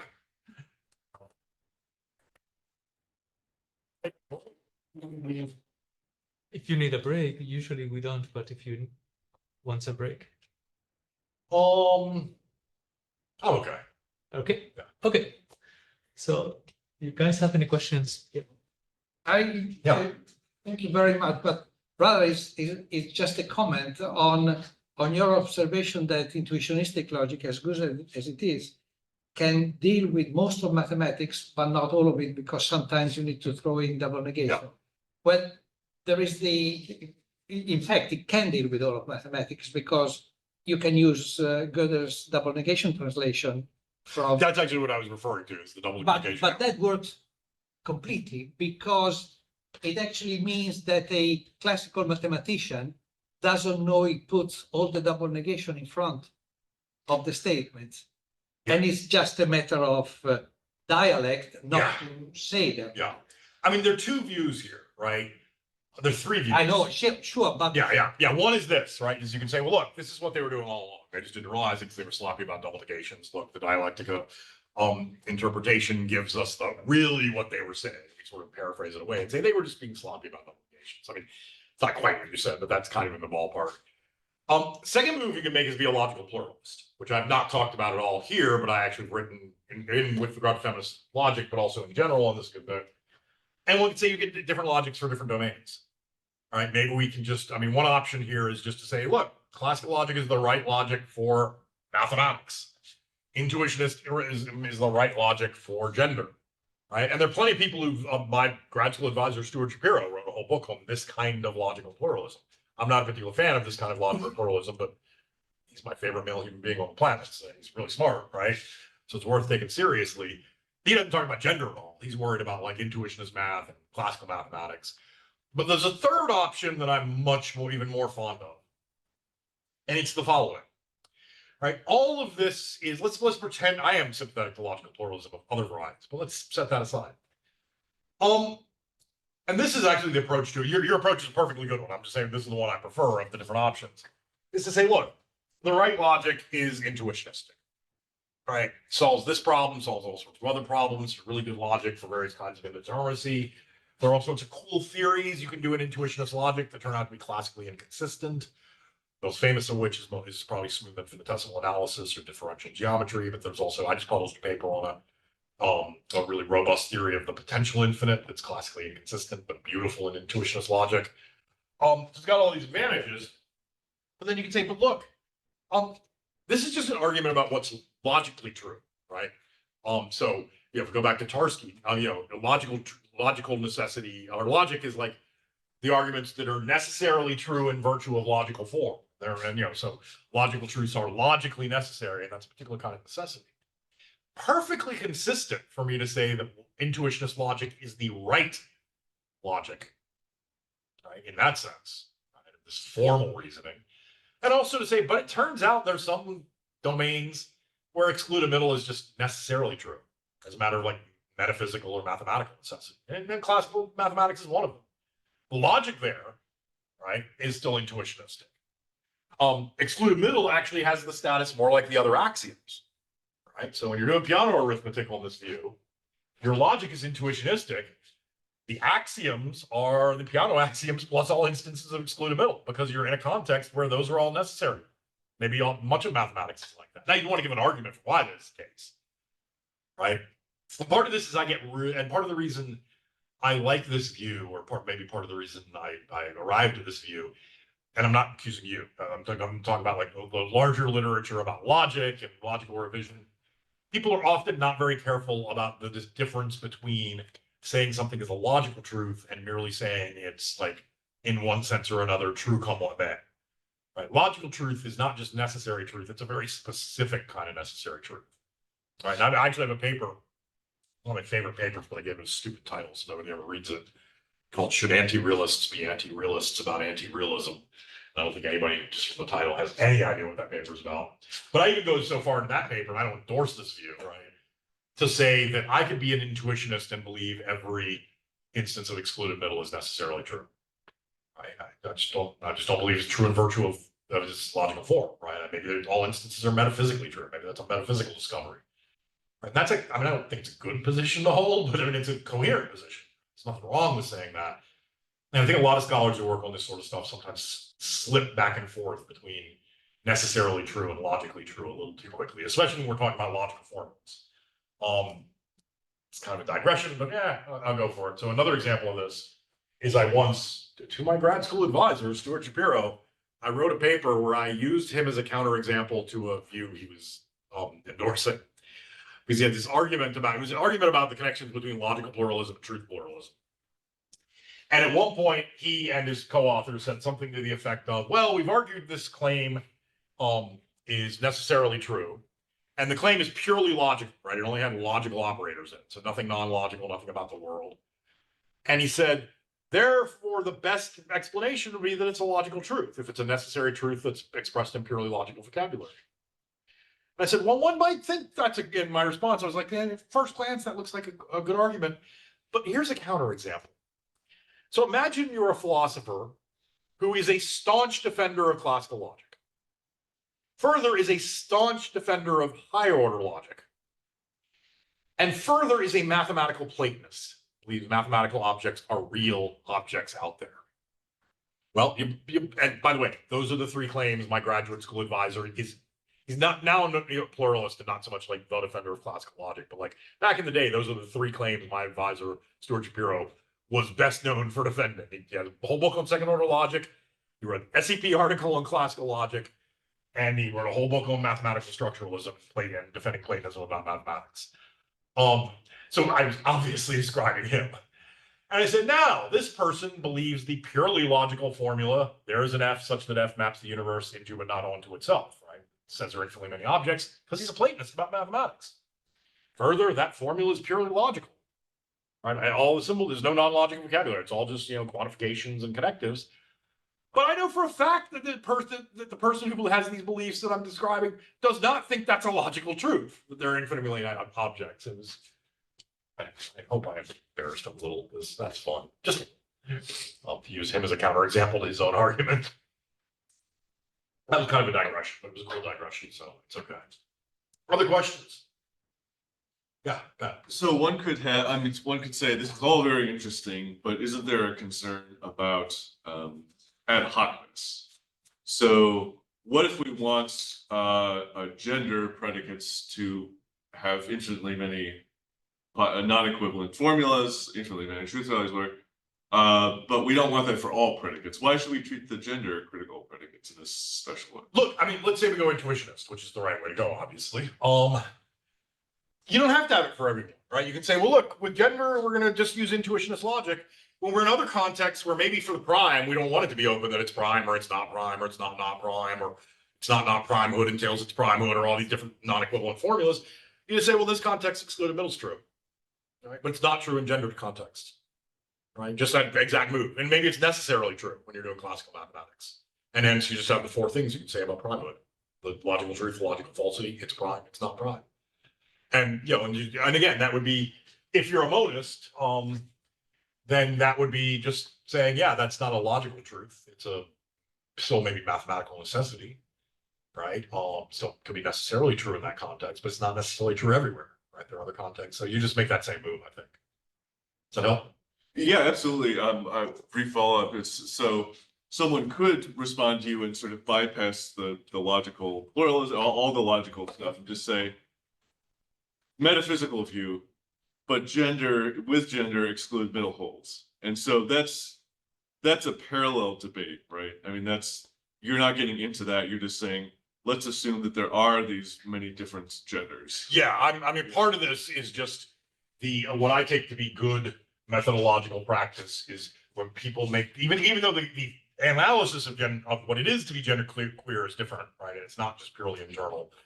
I think it's good methodological practice to take people's self-reports of their gender at face value. Doesn't mean it's sacrosanct. Doesn't mean there might be other theoretical considerations that might not in the end trump a few of those. We might say those people were mistaken, right? You can be mistaken about these sorts of things. It's usually very bizarre circumstances where you are, but you can, right?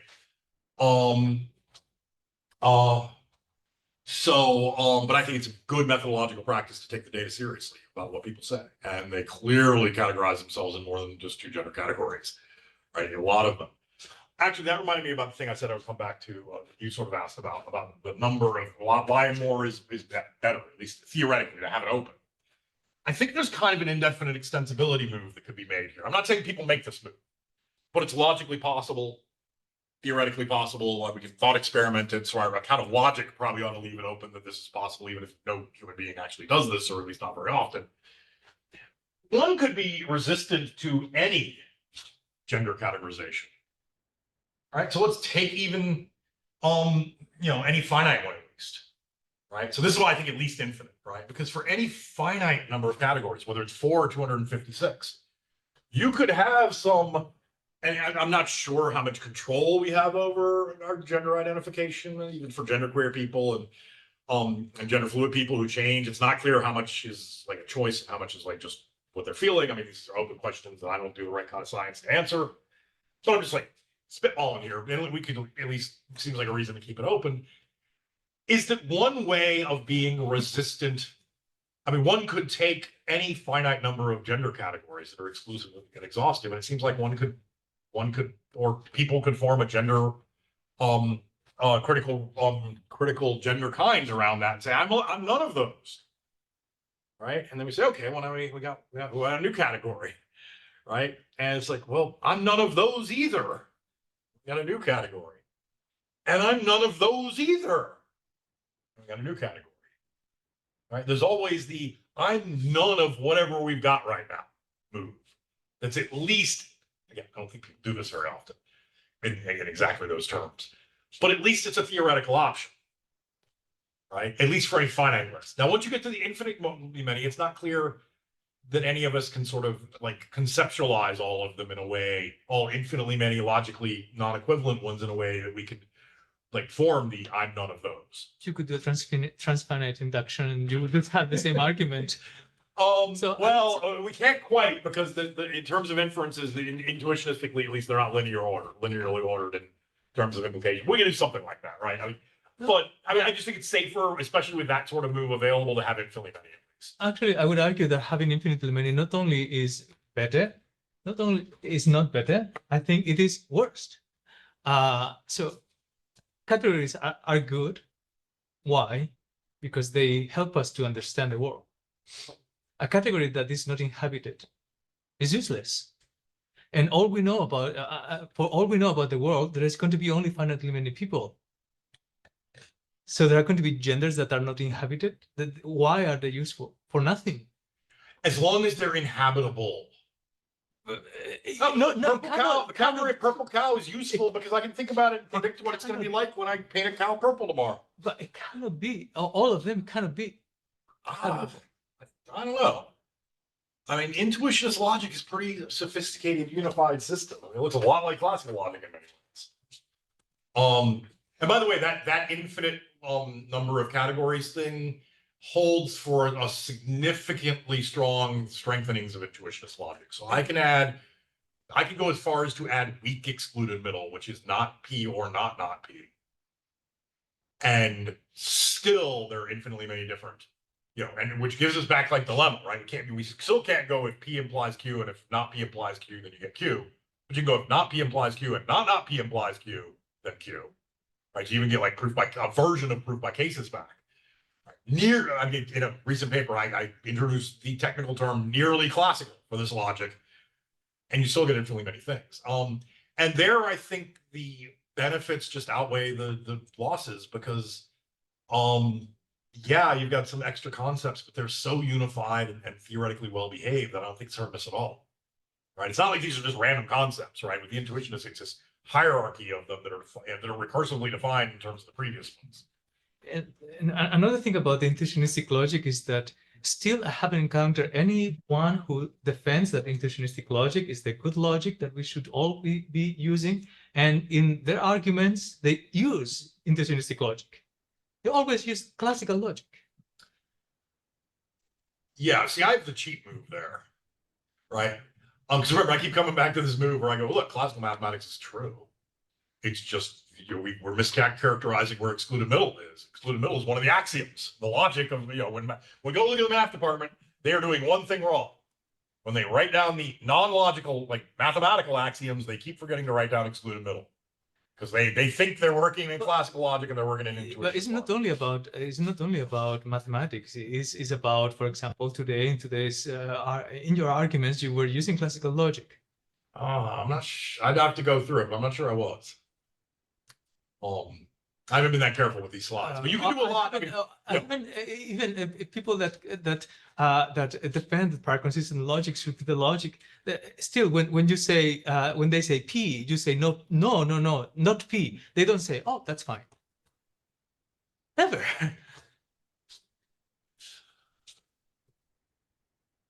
Okay, I was not using. I was, if anything, I would characterize what I was doing as intuitionistic, right? Yeah, I certainly yeah. was not. Yeah, And one thing is, if you have this view where you're going to have like purely classical theories in the sense of just the moves that are allowed, but you're still like intuitionist logic's the real logic. You can use it in excluded middle here, you can't use it there. I mean, one thing is I can just say, look, I'm going to present the meta theory in a loose sense that I am examining theories of gender in is classical and unapologetically so in terms of the reasoning you're allowed to use. It's still the logic is intuitionistic, but it's just all. No, I'm not giving an argument that's safe, but I mean, I could try or at least investigate. Because for example, I think I do make that exact move in my paper on potential infinite. I will argue I've got no problem with the actual infinite, and I'm going to formulate this view from a meta theory that has the actual infinite. And the idea is, can we have a sort of complementary theory that, you know, from that perspective, because we're okay with the actual infinite, that gives us an alternate account of the potential infinite. So we understand the potential infinite from the perspective of the actual infinite. I claim, again, we have to be intuitionists. It's not obvious to me that it's automatically incoherent for me to say, look, the meta theory I'm using to examine theories of gender is fully classical, right? Maybe it's okay to use excluded middle there as a non-logical thing if I'm arguing for monism, but the results we get are that, you know, from that classical meta theory, we get the conclusion that we shouldn't be classical in the actual gender theories, right? And I'd want to think about it a lot more, but it's not obvious that that's any worse in this context than it is in the sort of potential infinity paper context. So I really worry. Of course, I think that any kind of oppressive system is evil, and we should be against that, and we should fight against that and be conscious about it. But when I hear things like, then it might be the case that teaching classical logic is wrong. Then I get really very nervous because I don't think that could be a consequence of any kind of argument. How? First of all, it's not. Nobody Okay. thinks that we should stop teaching classical logic.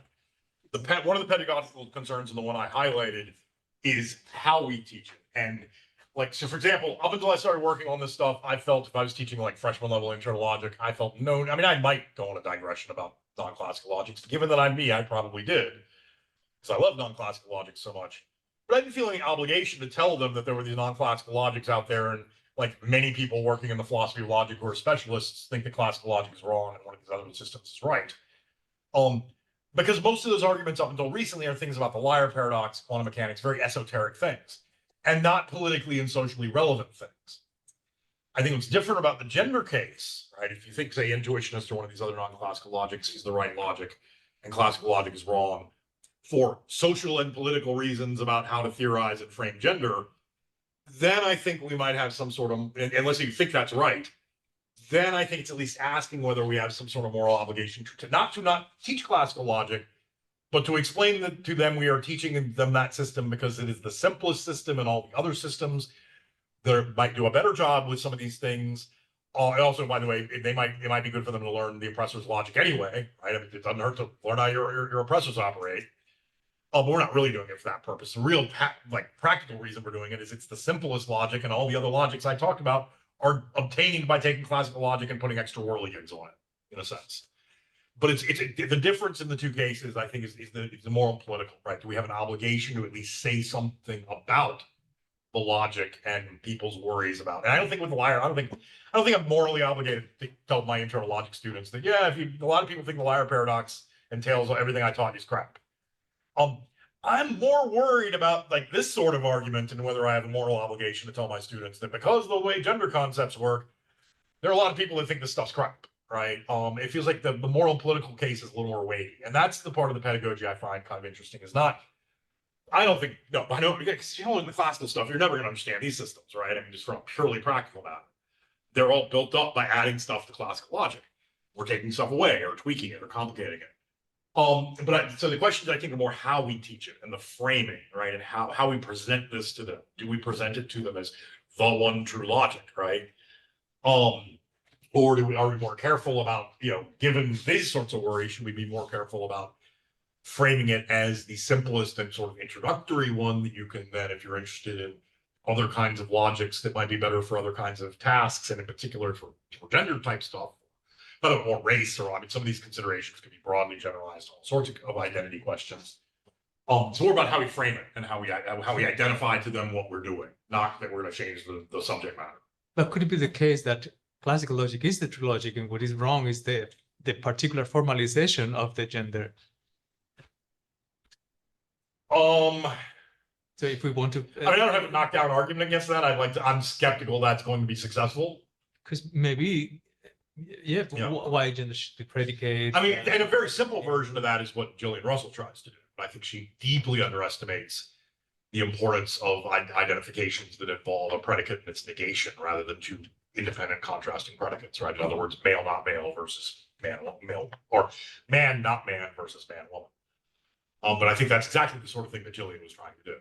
Also, one thing to be fair to Gillian, that paper is in the Oxford Philosophy for Girls volume. So it's kind of like logic from, so it's a very light paper. I mean, it's aimed at kind of like high school women. And so I've been pushing her to write, a paper either giving a more sophisticated take or doubling down on that take that's like at a research level, because it's a little, I probably should have said this when we got to it in the slide. It's a little unfair to poke at that paper too much, given the audience that it was intended for and what the volume was intended for. But she does make those claims. So I have been pushing her. I'm like, look, otherwise, I'm like, Gillian, you're going to be like the poster child for, even if we're a feminist, classical logic is okay, right? She's kind of the poster child for the, what's the term? The current poster child, given that paper, for the externalism, right? Logic's fine. We don't need to worry about logic. Just stop defining woman as not man, right? Notice these are independent. And it was at least unclear to me that's what she intended to become, given the kind of context that paper was written for. So I was just using the conference in Mexico, and I was saying, look, you got to write something else. Either that makes it clear that is your view, or that presents a more sophisticated. And she might double down, and that's great, because she's super smart, and that gives us sort of foil to sort of work against. Is that enough, or do we need to make these much more radical changes? And it's always good to have somebody, arguing the other side just to keep you on your toes, right? So, and I like Gillian a lot. So we can argue without arguing, in the relevant sense. Yes, down back there. So all of these formalisms and logic types, we are seeking to construct the model of what exactly? A model of, well, there's some debate about that with logic more generally.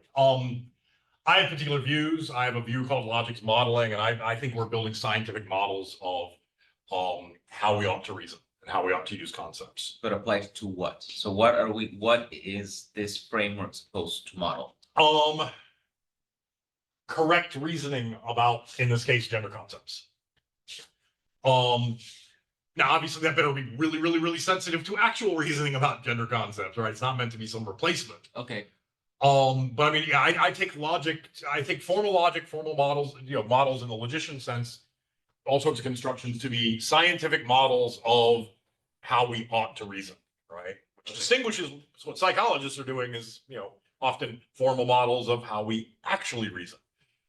Now, especially in a case like this, we want to be, I definitely want to point out, I got to point it out again, we want to be very careful that our account of how we ought to reason is super sensitive to our account and in appropriate ways to our account of how we do reason and use these concepts.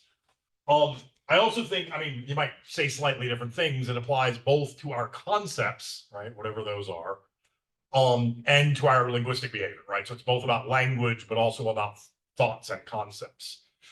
I'm relatively forgetting about those that are closely tied enough to each other. They're sort of almost two sides of the same theoretical coin. Does that help at all? yeah, but kind of, so two things. Okay, yeah, does it help and does it worry you? Those are the two questions, right? One, so you say it's constructing a model about how we ought to.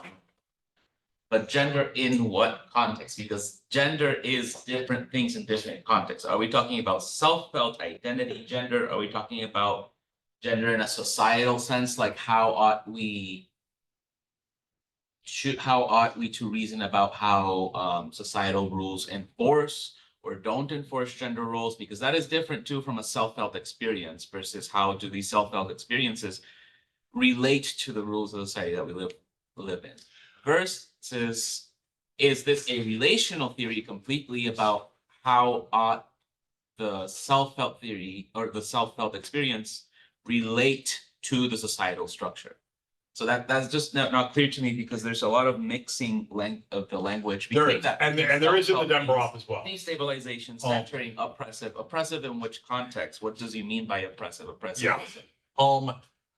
One thing I think this is not about is self-identification. For two reasons. One is I'm very uncomfortable telling anybody that there are any sorts of claims I'm going to make about how they ought or ought not to self-identify. Maybe there's a lot of different claims. I don't know.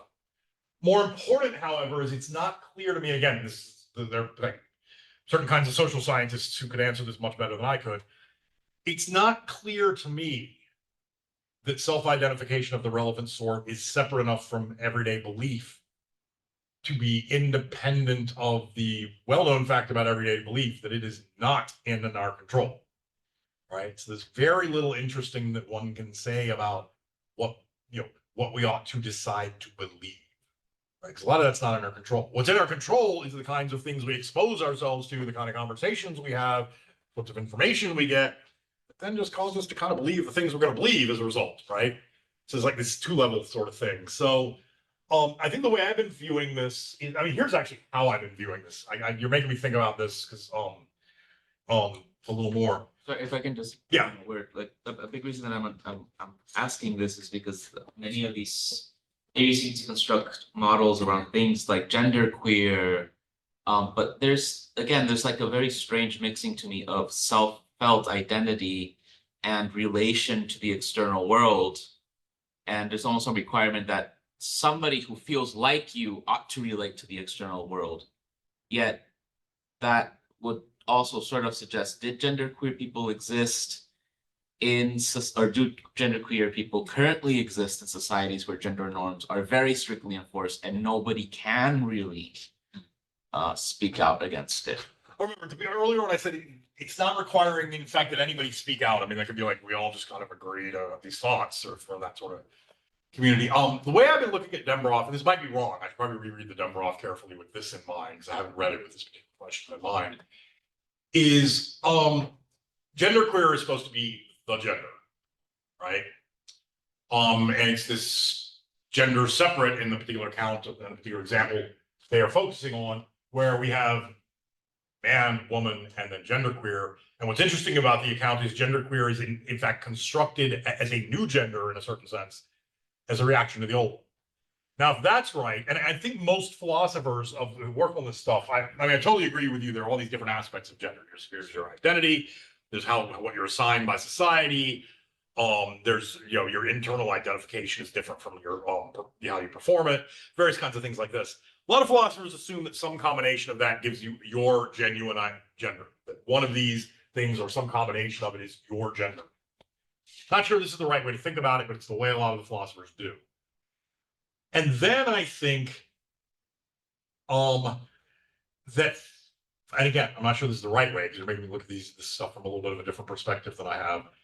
For Dembroff, at least, who, like I said, at least in broad outlines, I like this account. And now that I'm thinking about some of the metaphysics of it a little more carefully, if genderqueer is a legitimate gender, and genders are hence kinds, and genderqueer is sort of interesting in being a critical kind that's sort of built out of a rejection of previous ones, then presumably men and women would be characterized in some sense as kinds, right? And remember, they made a big deal out of like the view incorporating both internal and external. So both your own identification, also depending, you know, your own performance or outward expression of gender, but also how it's reacted to in the society. That's the whole resistance thing. Presumably, the account, even though it's not given explicitly, of the traditional binary genders would be something similar, right? That there are going to be a mix of these things, right? There's this thing called gender that is somehow constructed out of these various different things in a particular way. In some, I mean, it doesn't have to be the same because the genderqueer one's critical, so maybe it's different in crucial ways. But at least in some ways, it's going to be a mix of the internal and external in the same way the genderqueer is. How those details go, I don't know. But yeah, I mean, part of this comes to this thing, you know, philosopher. I mean, in a certain sense, I mean, this is probably a harsh way of putting it. Philosophers, including myself, right? We're sort of like, well, you know, part of the data, we take people's reports seriously, but people report, you know, different levels of gender, right? And we're like, oh, but there's some combination of those that gives us the one single gender for that person, even if it's from some big spectrum of lots of them, right? Gender is contextual. Yeah, and I mean, maybe that is wrong. I have to think about that more. Okay. Exactly what level of metaphysics. I was sort of just thinking that, you know, genderqueer as it's defined here is a gender.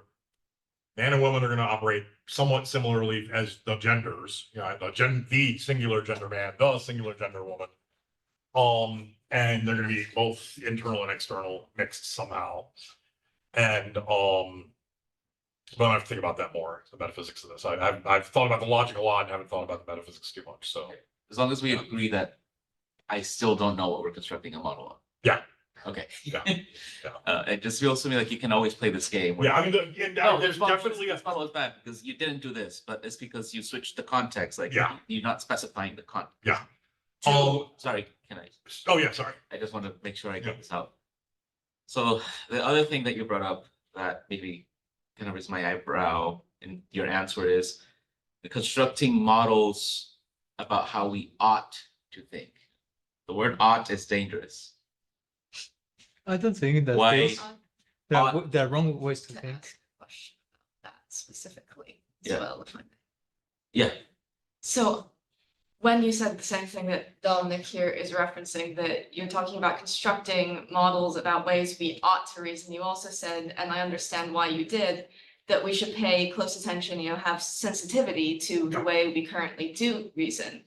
But that is something, and you've certainly recognized this throughout your talk, that changes throughout time, location, and culture.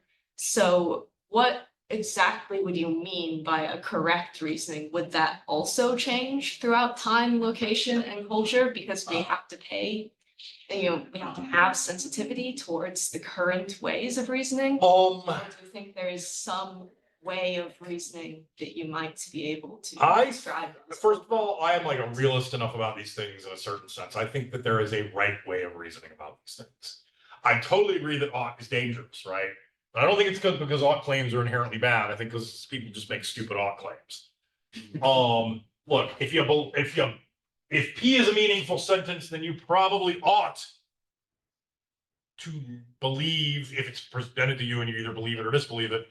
If you're going to do one of those two things, you probably ought to believe that if P, then P. right? That's not dangerous. That just seems sensible, right? So I agree oughts are dangerous, but it's not because they're oughts. It's because oughts are misused or sloppily used, and this is a context where there's been a lot of that, right? Used without, like. Yeah. It's obvious when it's. Yeah. Because we gave up oughts, we're giving up like 90% of philosophy. Right? All of the moral stuff, all the political stuff, all the logic goes out the window. Logic's all about oughts, right? So granted, a healthy dose of like carefulness required. But I think we can have oughts. But this is one of the things, and I mean, it's not quite this, but it's kind of similarly motivating. Is like, I want to give a framework that tells us how we ought to reason. But you're right, it better be a framework that's flexible enough that we're not gonna have to throw it away and get a new framework 2 months or 2 years or 200 years from now when our views about gender are very different, right? The particular like views and attitudes and categories we have, right? And that's part of why I like the I mean, this is just one tiny simple thing that doesn't solve it, but it's like one component that could contribute to that. The idea that like something like intuitionist logic, for example, has infinitely many different categories, many of which we're not going to use, but who knows what we're going to need in the future, right? That's an advantage because it gives us a flexibility, right? As people find new and different and exciting ways to express gender, right? Classical logic's only got 4 descriptions, right, with regard to madness, right? Intuitionist logic has countably infinitely many. That at least says that's a better candidate for having the things we will need, right? Because it's just got a lot of like variety there. So it's a way we ought to reason, but it's also a very flexible, like, and there are all these different things that we can reason with, and all these different things you can inhabit that we're going to reason with differently, because this ain't equivalent to this, ain't equivalent to this, ain't equivalent to this. So it's a part of having all the different logical, like non-equivalent expressions that give this variety and options while still having oughts, right? And also I just want to emphasize, I think this is obvious. It's never the oughts are never of the form you ought to inhabit this category, right? That's the antecedent of the oughts. It's like if you inhabit this category, then these sorts of things may follow or whatever, right? Where it's a lot where those are also very sort of like content thing because it's more about the logical character. Precisely Of the that, category, it's yeah. like you ought this, therefore this follows, like, it was just not clear to me, like what, I remember you gave a talk about the Fab Five, or Fab Four, Fab 4. Fab Four. And how they say we ought not to adopt a philosophical framework that would allow something like dropping a new city to be okay. And That was very solid, very specific. Yeah. That's, I guess, so for me to like look at a framework like this and agree, no, yeah, we should adopt this. I would need to look at the list, like we ought to adopt a framework such that this can or can't happen. Yeah. And then I'll go, yeah. Yeah, I mean, here's one thing. If you're my student, Becca Kosten, one of the things is, if you think intuitionism is the right way to go here, or HP, right? Well, if you identify as man, then in part of this, you've got to tease out the difference in the 2 negations, right? Then you shouldn't identify as standard intuitionist negation, not man at the same time, because that is explosive. That's one of the things about intuitionism.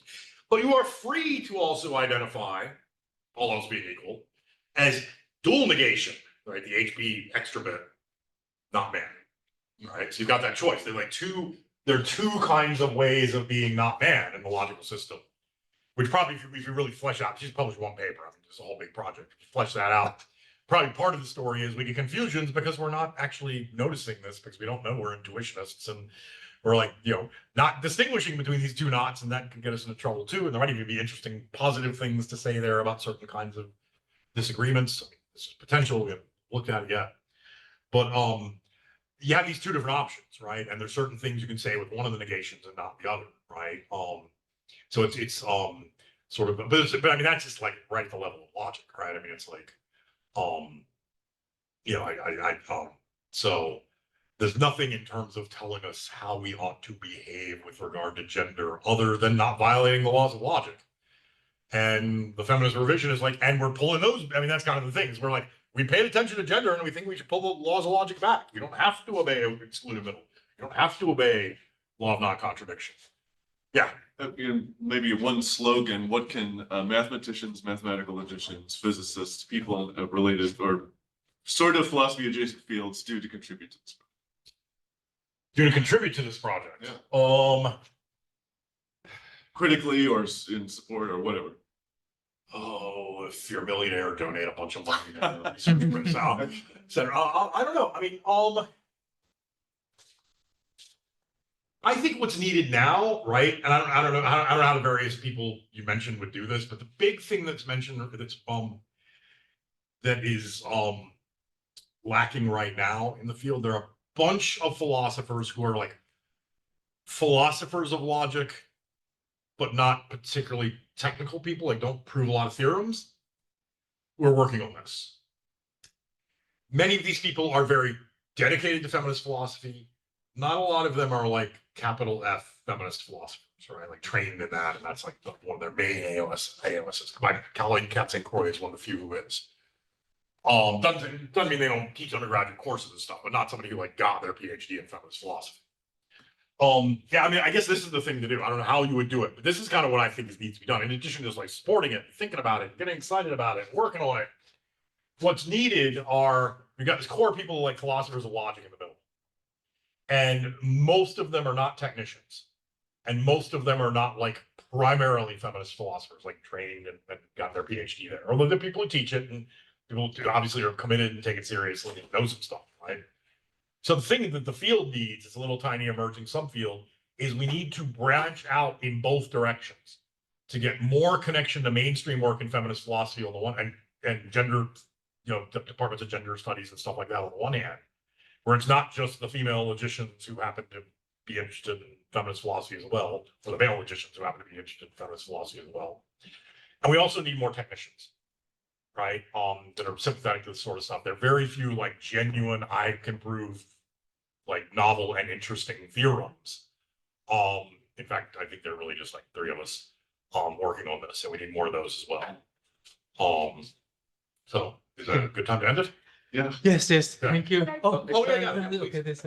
Maybe somebody or multiple people could write small, I don't know, booklets, go with standard philosophy, symbolic logic books. If you're not going to be able to convince all the people who wrote the books and all the, the presses to have new versions, but just something that people who wanted to make Yeah. corrections That's a cool idea. could actually buy and use to teach who don't themselves have to replicate all that you've done. Acceptable. Yeah.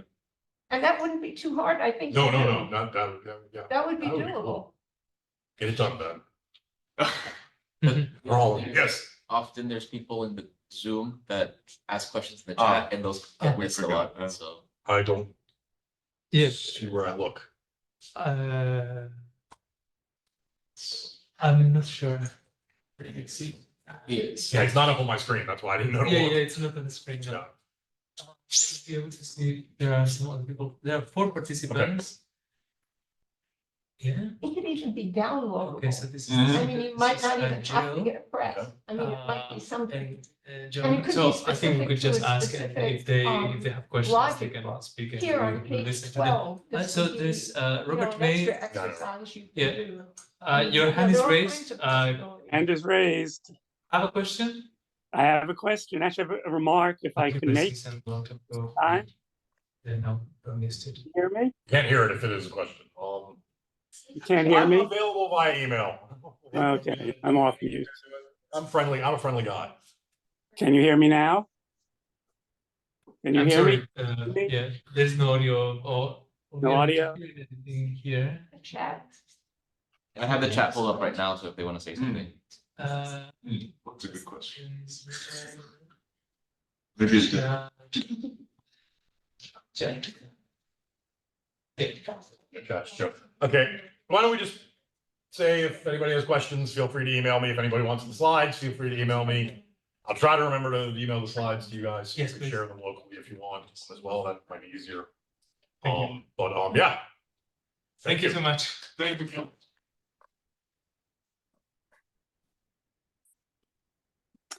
Well, my audio didn't work for some reason.